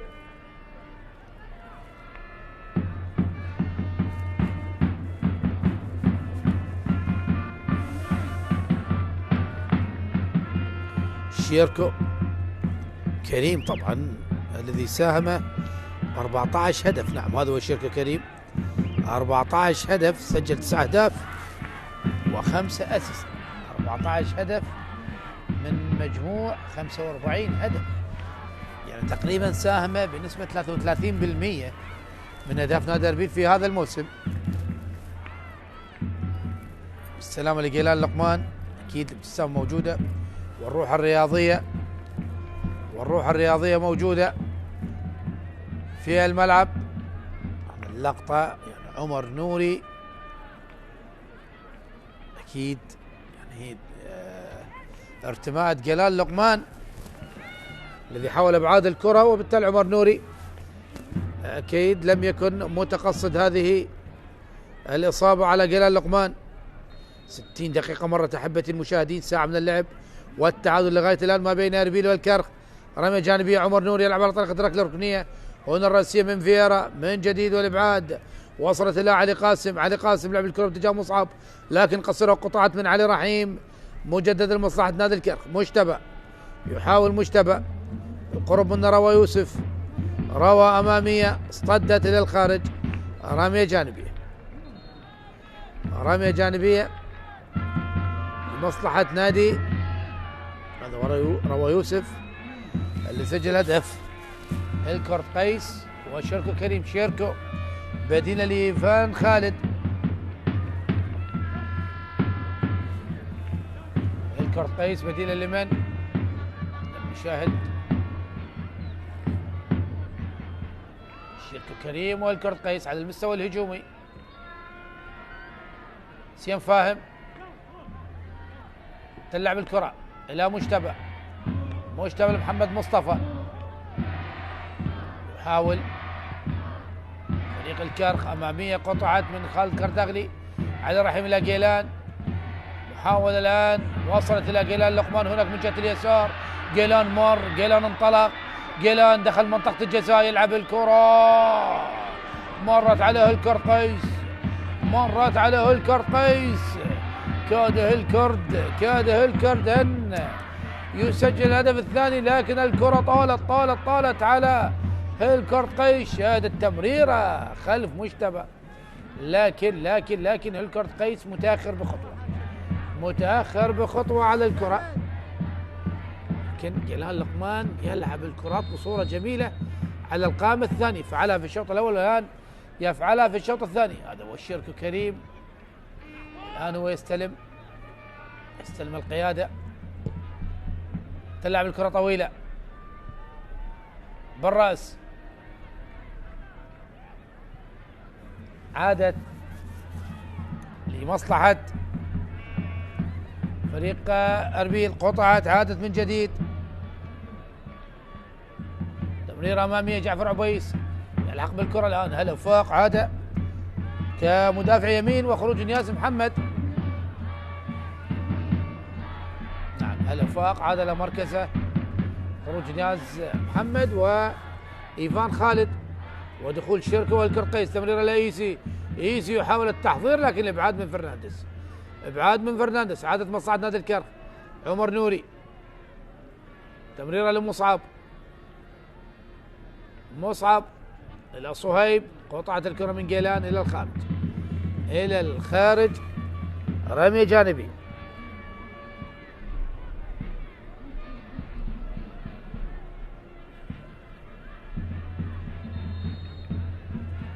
رمية جانبية عمر نوري على لعب الرمية الجانبية، والحكم سيف ثامر يطلب من عمر نوري أن يلعب الكرة من مكان خروجه. تلعب الكرة هنا الرأسية والإبعاد، جيلان لقمان أمامية للخارج من جديد. رمية جانبية لمصلحة نادي الكرخ. الكناري يحاول الضغط على الفريق الهوليري من أجل تسجيل الهدف الثاني. عمر نوري يلعب رمية جانبية، وصلت لجعفر لعمر مجددا، الرأسية إلى الخارج، ركلة مرمى لمصلحة نادي أربيل.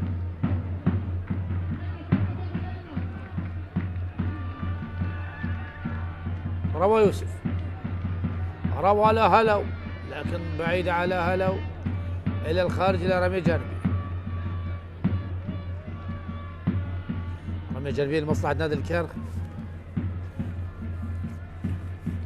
نادي الكرخ الذي لعب خارج ملعبه 18 مباراة وهذه المباراة التاسعة عشر، فاز ب6 مباريات وتعادل في مباراتين وخسر 10 مباريات، سجل 14 هدف واستقبل 19 هدف. مصعب يلعب الكرة إلى إيسي مع الكرة وسهلة لدى حسين علي بيده سريع لجيلان لقمان، لكن عمر نوري موجود في التغطية وابعاد الكرة إلى الخارج إلى رمية جانبية. عمر نوري لاعب تكتيكي يستطيع اللعب بأكثر من مركز. أي لاعب تكتيكي لديه الإمكانية باللعب أكثر من مركز أكيد يعني كل مدرب يتمناه. عمر نوري من هؤلاء اللاعبين الذين يستطيعون اللعب بأكثر من مركز وخاصة على مستوى الخط الدفاعي. زفين منصور تمريرة إلى جيلان لقمان، جيلان يحاول المرور، جيلان عدى، جيلان هيئ الكرة والبحث عن تصويب، وصلت الآن لشيركو لكن ممتازة من مصعب. عودة سريعة من مصعب جمال وقطع الكرة مجددا لمصلحة نادي أربيل. عمر جنكي إلى روى لشيركو، مروى انطلق شيركو، عدى شيركو، لعب الكرة العالية مرت من جيلان، يحاول الآن زفين منصور إلى جيلان لقمان مجددا والتمريرة إلى هلو والإبعاد من دفاعات نادي الكرخ، مرة أولى مشتبه ومرة ثانية كريست. أربيل الآن يضغط علي رحيم من جديد إلى هالكورت، يحاول فريق أربيل هاليسون فرنانديز إلى علي رحيم، هاليسون يحاول المرور لكن صعب جدا، وهناك تسلل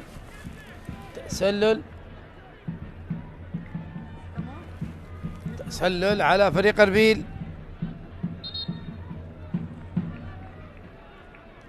شاهدنا اللقطة، نعم كان متسلل اللاعب هلا وفاق. هنا جيلان لقمان لعب الكرة لهلا وفاق الذي لعبها لكن مشتبه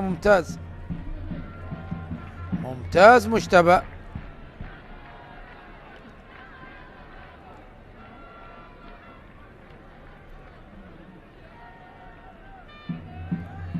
بالسلامة لمهدي هاشم الذي يعاني من إصابة، ونقاش ما بين كابتن أحمد عبد الجبار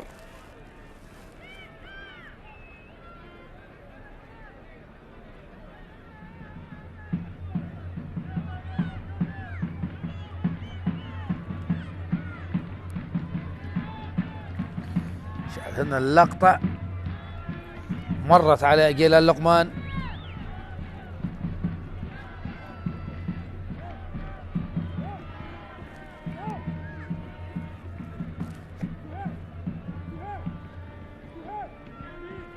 السلام لمهدي هاشم الذي يتلقى الإسعافات الأولية.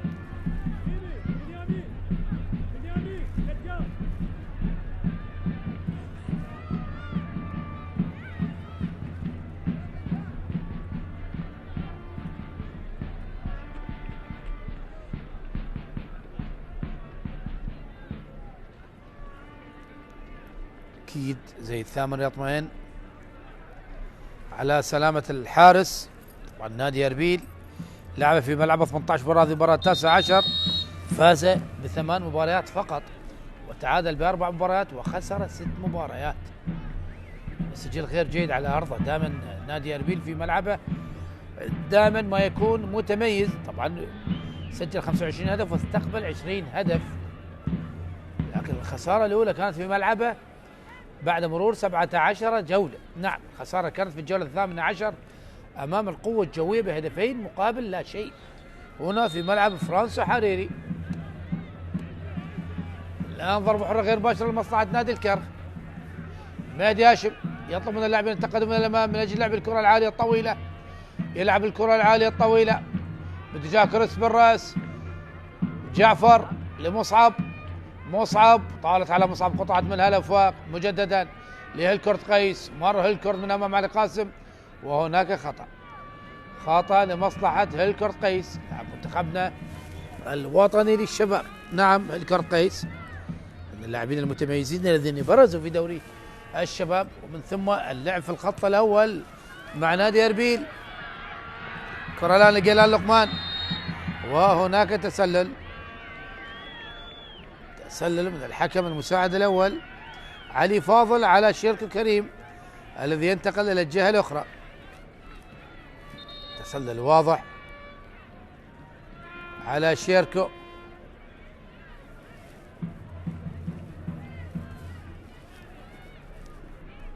شيركو ذهب لجهة اليسار وقيلان لقمان أتى لجهة اليمين.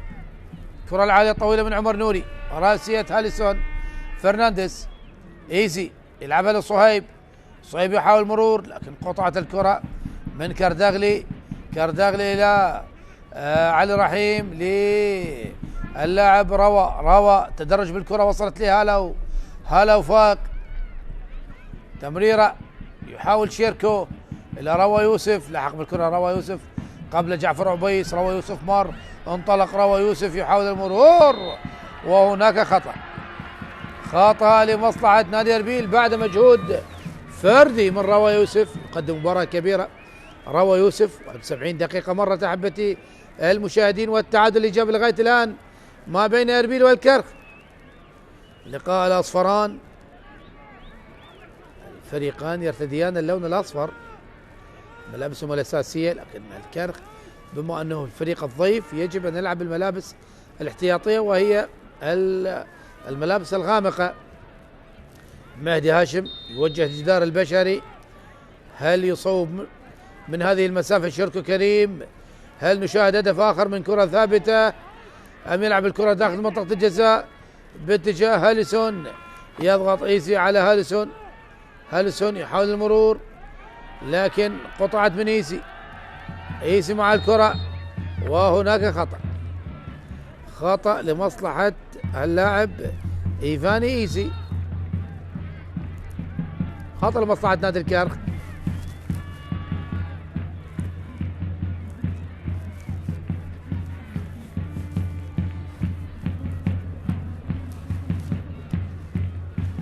عمر نوري يلعب الكرة الطويلة، عمر نوري بالراس من عمر جنكي، من عمر إلى عمر مجتبى، طويلة ابعاد من هاليسون، هلا فاق إلى علي رحيم، تمريرات لمصلحة نادي أربيل، هيلكورت قيس يحاول التمرير لكن قطعت في مرة أولى وثانية لمصلحة نادي الكرخ. علي قاسم إلى ايزي تمريرة أيضا مقطوعة، تمريرات مقطوعة من لاعبي الفريقين.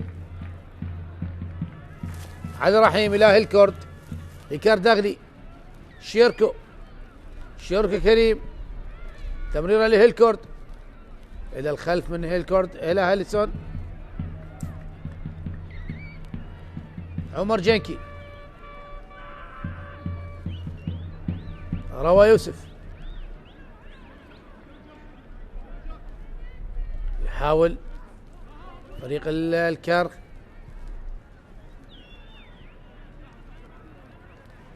أن يقطع الكرة من أمام لاعبي نادي أربيل الذين يستحوذون على الكرة في هذه الدقائق. هنا محاولة المرور وخطأ آخر لمصلحة نادي أربيل. نعم خطأ آخر، خطأ على اللاعب عمر نوري، على اللاعب سيفين منصور.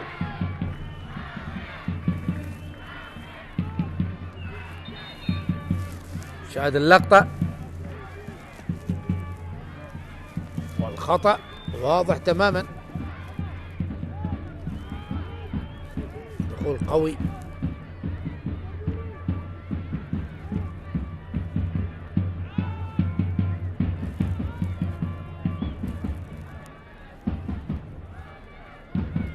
كرة الآن لمصلحة نادي أربيل، كرة ثابتة يحاول نادي أربيل عن طريق الكرات الثابتة، هل ينجح؟ وهناك تبديلات بالنسبة لنادي الكرخ. نعم لم نشاهد التبديلات، حيدر علي واللاعب بنيامين أكورنكو تلعب الكرة العالية داخل منطقة والابعاد، عمر جنكي يلعبها لهيلكورت، هيلكورت تصويبه يا الله ممتازة من هيلكورت قيس، لكن مهدي هاشم يتصدى للتصويبة القوية من هذا الشاب، من هذا اليافع الذي صوب الكرة من اللمسة الأولى، لكن مهدي هاشم استخدم كلتا اليدين حتى بعد الكرة الركنية، تلعب الركنية على القائم الثاني. هنا الراسية من عمر جنكي لكن إلى الخارج. حيدر علي يدخل بديلا لمصعب جمال، وكرنكو بديلا من اللاعب جعفر عبيس. تبديلات لأحمد الجبار، أحمد عبد الجبار من أجل إعطاء نفس هجومي. الله الله الله على تصويبة هيلكورت قيس، على تصويبة هيلكورت قيس لاعب منتخبنا الشبابي. وهنا أيضا تبديل دخول مصطفى قابيل. نعم دخول الهداف بديل لزفين منصور. وسط تحية كبيرة، وسط تحية كبيرة من الجماهير. نعم تؤمن بخطورة هذا اللاعب وبجودة هذا اللاعب. مصطفى قابيل أيضا لاعب منتخبنا الشبابي صاحب 6 أهداف و3 أسيست. هل ينجح مصطفى قابيل أن يسجل هدف ثاني لمصلحة نادي أربيل؟ علي قاسم يحاول المرور من أمام جلال لقمان لكن قطعت الكرة، وصلت إلى هيلكورد، طالت على هيلكورد. تمريرة من حسين فاهم لكريست، عادت من جديد لمصلحة نادي أربيل.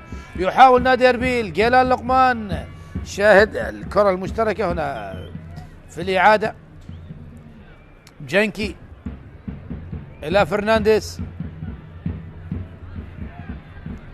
تمريرة لشيركو، شيركو يحاول المرور لكن عمر نوري قطع الكرة. مواجهة ما بين قائد الكرخ وقائد أربيل. هنا مصطفى قابيل بالراس، لم تصل لجيلان، قطعت من مجتبى لحسين فاهم، مدافع اليسار حسين فاهم. مر حسين، عد حسين، لعب الكرة الطويلة باتجاه ايزي لحق بالكرة، ايزي مر، ايزي عدى. يا الله، النسر النيجيري يتلاعب كيفما يشاء بدفاعات نادي أربيل ليسجل الهدف الثاني بمهارة وبفنية كبيرة جدا من هذا النيجيري هداف نادي الكرخ. يعاود الكرة ويسجل في مرمى نادي أربيل كما سجل في الذهاب يسجل في الإياب. ليس فقط عمر نوري يسجل ذهابا وإيابا، أنا أيضا أستطيع التسجيل في الذهاب والإياب. لكن أي هدف جميل تلاعب بدفاعات أربيل. عمر جنكي وهالوسام فرنانديز ذهبا هناك، ذهبا إلى أين؟ ذهبتما إلى أين يا فرنانديز ويا جنكي ليطير هذا النسر النيجيري بالنتيجة ويتقدم للكناري بهدفين مقابل هدف واحد؟ ايزي يسجل في الدقيقة 78 الهدف الثاني لمصلحة نادي الكرخ والهدف الثالث عشر له في هذا الدوري. الكرخ بعدما كان متأخر قلب النتيجة على أربيل هل يستطيع أن يعود إلى التسجيل؟ يحاول الآن إيزي والتمريرة قطعت من جنكي، تعثر رواه ويتعثر معها أربيل. علي قاسم والتمريرة وصلت للحارس حسين علي والحكم يعطي مبدأ الفائدة. نعم كان هناك تسلل على حيدر علي لكن الحكم زيد ثامر. هنا التمريرة ومهدي هاشم على طريقة الليبرو أبعد الكرة من أمام جلال لقمان، والحكم يطلب سريعا الكوادر الطبية من أجل التدخل من أجل إسعاف جيلان ومهدي بعد الكرة المشتركة الذي أبعدها مهدي هاشم من أمام جلال لقمان. بالسلامة لجيلان وبالسلامة لمهدي هاشم. وهناك بطاقة صفراء على جلال لقمان. نعم على ما يبدو بطاقة صفراء على جلال لقمان. شاهد اللقطة مهدي هاشم ودخول نعم دخول بتهور من جلال لقمان على مهدي هاشم في هذه اللقطة. شاهد الدخول نعم دخول متهور من جيلان لقمان وبالتالي يستحق البطاقة الصفراء. وكريست يتكلم مع مصطفى قابيل. نعم، يعني على ما يبدو نقاش ودي ما بين كريس ومصطفى قابيل. بالسلامة. يعني لقطة صعبة جدا بالنسبة لنادي الكرخ طبعا، يعني رابع زيارة لأندية كردستان لغاية الآن، فاز فقط في مباراة واحدة وخسر مباراتين، يعني فاز على دهوك وخسر أمام زاخو ونوروز. الآن هل يستطيع أن يحقق الانتصار قبل نهاية اللقاء ب10 دقائق؟ هل يستطيع مهدي هاشم؟ هل يستطيع إكمال اللقاء؟ صعب جدا. سمير بابو ينتظر طبعا نادي أربيل الذي فاز في آخر مباراة على دهوك في مباراة مؤجلة. شاهد اللقطة والدخول المتهور. نعم، بطاقة صفراء على جيلان لقمان من قبل الحكم الدولي زيد ثامر.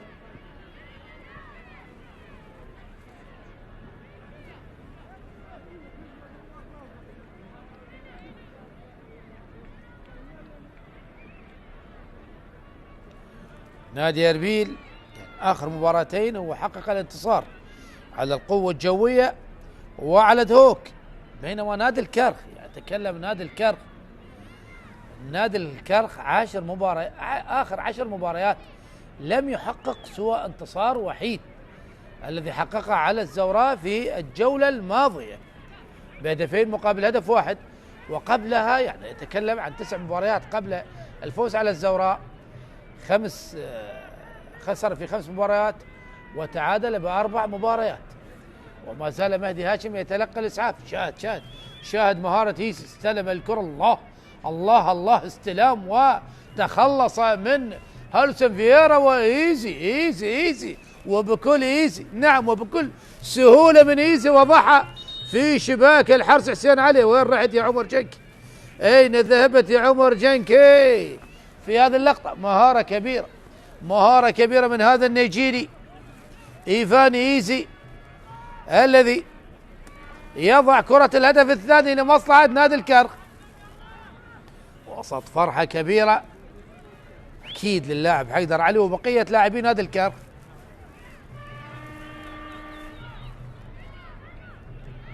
مهدي هاشم، بالسلام لمهدي هاشم والسلام لجميع الموجودين في ملعب فرانسو حريري. نعود ونستأنف اللقاء من جديد. 7 دقائق على نهاية 90 دقيقة، والكرخ الآن يتقدم على أربيل بهدفين مقابل هدف واحد. هل هناك عودة لأربيل أم الكرخ يعزز تقدمه بهدف آخر؟ أكيد يعني الأمور صعبة، يعني أتوقع هناك هدف رابع، يعني حدث معلق لا أكثر ولا أقل. يعني ممكن أن نشاهد هدف رابع وممكن أن تبقى النتيجة على حالها، وحتى ممكن أن نشاهد أكثر من هدف. سيف فهم على لعب الرمية الجانبية على طريقة الركلة الركنية. هنا المحاولة، إيزي والتصويب، جول إيزي. الأسد النيجيري يعود مجددا ويسجل هدف آخر في مرمى أربيل وسط ذهول لاعبي هولير، وسط ذهول لاعبي الفريق الأصفر. إيزي يعاود الكرة ويسجل هدف آخر قبل ثواني. أقول هناك حدث للمعلق بأن هناك هدف رابع، ومباشرة إيزي يقول نعم أنا موجود، أنا أستطيع أن أسجل هدف رابع في هذا اللقاء وهدف ثالث لنادي الكرخ. الكرخ يتقدم على أربيل ب3 أهداف مقابل هدف واحد. قلب الطاولة، قلب الميزان على أبناء هولير هناك في ملعب فرانسو حريري. هل يريد نادي الكرخ أن يرد الأربعة التي تلقاها في مباراة الذهاب؟ 3 للكرخ 1 لأربيل. أتكلم يعني خلال 6 دقائق أو أقل من 6 دقائق يسجل إيزي ثنائية. نعم، دقيقة 78 والآن دقيقة 83. إيزي يصل إلى الهدف الرابع عشر في رصيده في هذا الموسم لغاية الآن طبعا وأيضا متبقي مباراة للكرخ سوف تكون مع دهوك هناك في ملعب الساحر أحمد راضي. جماهير أربيل بدأت تغادر الملعب، الآن دخول وتبديل. دخول اللاعب مؤيد صفاء بديلا لعلي رحيم، تبديل آخر لسمير بابو. مؤيد صفاء الذي يدخل الآن لاعب خط وسط. ابعاد الكرة من صهيب الى ايسي انفجر في مرمى اربيل خلال 5 دقائق. فرنانديز يحاول الان، مصطفى من جديد، صهيب رعد قطع الكرة لكن طالت، عادت لإيفان خالد من جديد الى مؤيد صفاء. مؤيد يمرر الكرة، يحاول الآن كردغلي إلى مؤيد، تمرير للشيركو. شيركو يحاول يلعب على مصطفى قابيل، 1-2 مع شيركو استلم الكرة، لعب الكرة العرضية والإبعاد إلى ركنية، وربع ساعة نارية لغاية الآن شاهدنا فيها أداء كبير من الفريقين. لكن جماهير أربيل بدأت بالمغادرة، زعلانة من الفريق الذي تلقى هدفين في غضون 5 دقائق. كرة الآن العالية والإبعاد، يحاول الآن إيسي من أجل الهاتريك، لكن هناك خطأ لمصلحة نادي، نعم خطأ لمصلحة نادي أربيل. زي الثامر يقول هناك خطأ. أربيل هل يعود خلال 4 دقائق الأخيرة من 90 دقيقة؟ يحاول الآن كاردغلي لشيركو، شيركو مع الكرة يمرر، قطعت من محمد مصطفى. لاعبين هذا الكرخ جميعهم يدافعون عن هذا التقدم. فرنانديز يلعب الكرة الأمامية والإبعاد إلى الخارج إلى رمية جانبية. أربيل يحاول الضغط، أربيل لا يرضى الاستسلام، أربيل يريد أن يعود إلى النتيجة. قابل إلى لقمان من جديد، جيلان يحاول المرور، مار جيلان لعبها إلى فرنانديز من جديد، إيفان أو هذا روى يوسف، مهارة كبيرة وخطأ على كريست وبطاقة صفراء مستحقة على كانجولي. نعم أوقف روى يوسف بطريقة يعني بعيدة عن كرة القدم، يعني شاهد كيف مسك بروى يوسف يعني وسحب بقوة، وروى يوسف أكيد غير راضي لكن كريست خلاص دافع بكل قوة أمام هذه الكرة. الآن خطأ شيركو كريم، هل يصوب من هذه المسافة؟ تصويبة من شيركو اصطدت بحيدر علي، عادت مجددا لمصلحة نادي أربيل. رمية جانبية، يحاول الآن هلا فوق على رمية جانبية، يلعب سريعا إلى هيلكورد قيس. شوط ثاني مثير جدا، وخاصة تكلم يعني بعد الدقيقة 65 شاهدنا أداء كبير من الفريقين.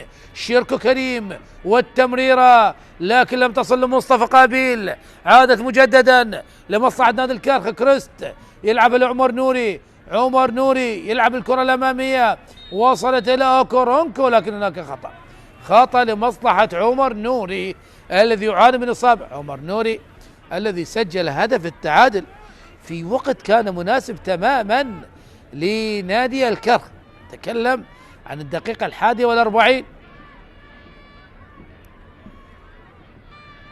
دخول قوي كان،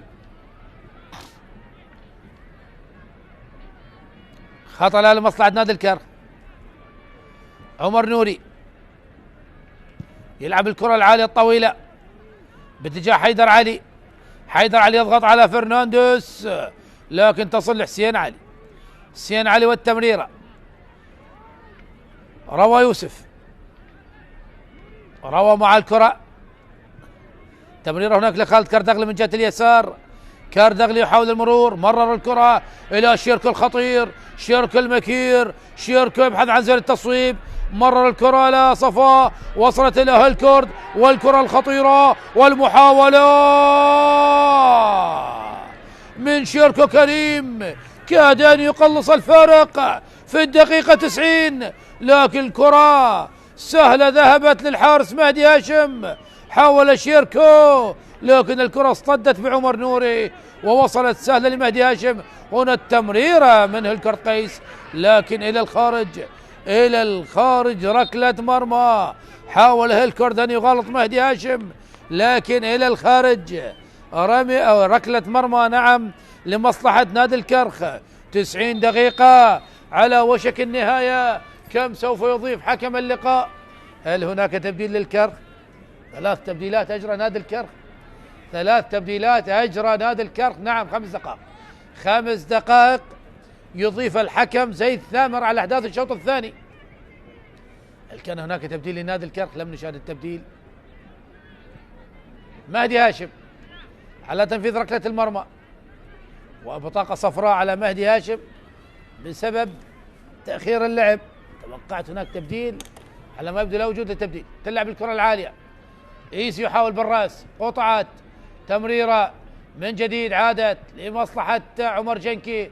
عمر جنكي وصلت إلى شيركو، شيركو يحاول المرور، شيركو مع الكرة يمر إلى مصطفى قابيل، مصطفى قابيل مر مصطفى، مهارة كبيرة من مصطفى، لا وجود للخطأ. عادت لمصلحة نادي الكرخ، قطعت مجددا لمصلحة نادي أربيل، يحاول كردغلي تمريرة، قطعت من كريس، مرر لكورونكو، كورونكو تمرير لحيدر علي، غير متسلل حيدر علي، استلم الكرة، هل يمتلك المهارة؟ مر حيدر، عدى حيدر، صوب حيدر، لكن ضعيفة التسديدة، وصلت سهلة للحارس حسين علي الذي لعبها سريعا. دخلنا الدقيقة الثانية من الوقت المضاف على أحداث الشوط الثاني. روى يوسف التمرير لجيلان، لكن تغطية موجودة من مجتبى. عادت مصلحة نادي الكرخ، تمريرة طويلة باتجاه كورونكو، لكن أقرب لها حسين علي جولي، يمررها سريعا لفرنانديز، فرنانديز إلى روى يوسف. هل ينجح نادي أربيل أن يقلص النتيجة؟ يعني صعب جدا نادي أربيل يسجل هدفين في غضون 3 دقائق، لكن كرة القدم علمتنا بوجود، يعني لا وجود للمستحيل. ركنية الآن صهيب رعد الذي يلتزم بالواجبات الدفاعية. شاهد اللقطة، حيدر علي كان متسلل أم لا؟ في هذه اللقطة لم يكن متسلل. ركنية الآن لمصلحة نادي أربيل، حيدر حاول المرور لكن تصويبة ضعيفة من حيدر علي.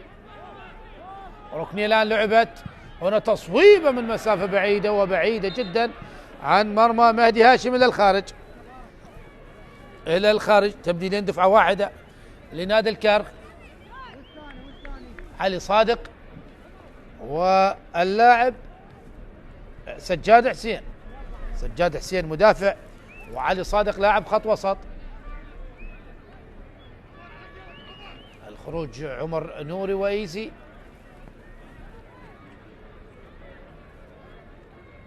نعم خروج عمر نوري ودخول سجاد حسين، وخروج إيزي ودخول علي صادق. صاحب الثنائية إيفان إيزي. هذا الهدف الأول لروى يوسف في الدقيقة الرابعة، لكن الكرخ قلب النتيجة، قلب الطاولة على فريق أربيل بثلاثية. عمر نور في الدقيقة 41 وإيفان إيزي في الدقيقة 78 والدقيقة 83. كرة الآن خالد كاردغلي إلى روى يوسف، تمريرة يحاول الآن صفاء مؤيد صفاء، تمريرة قطعت من كاردغلي مجددا، يحاول الآن فريق أربيل، وهناك خطأ لمصلحة نادي أربيل. نعم خطأ لمصلحة نادي أربيل، يحاول نادي أربيل، لكن الأمور يعني صعبة جدا. يعني تكلم متبقي دقيقة وبعض الثواني على نهاية ال5 دقائق. شيركو يحاول المرور من أمام سجاد، مار شيركو بمهارة كبيرة، لعب الكرة وصلت إلى هيلكورت هي الكرة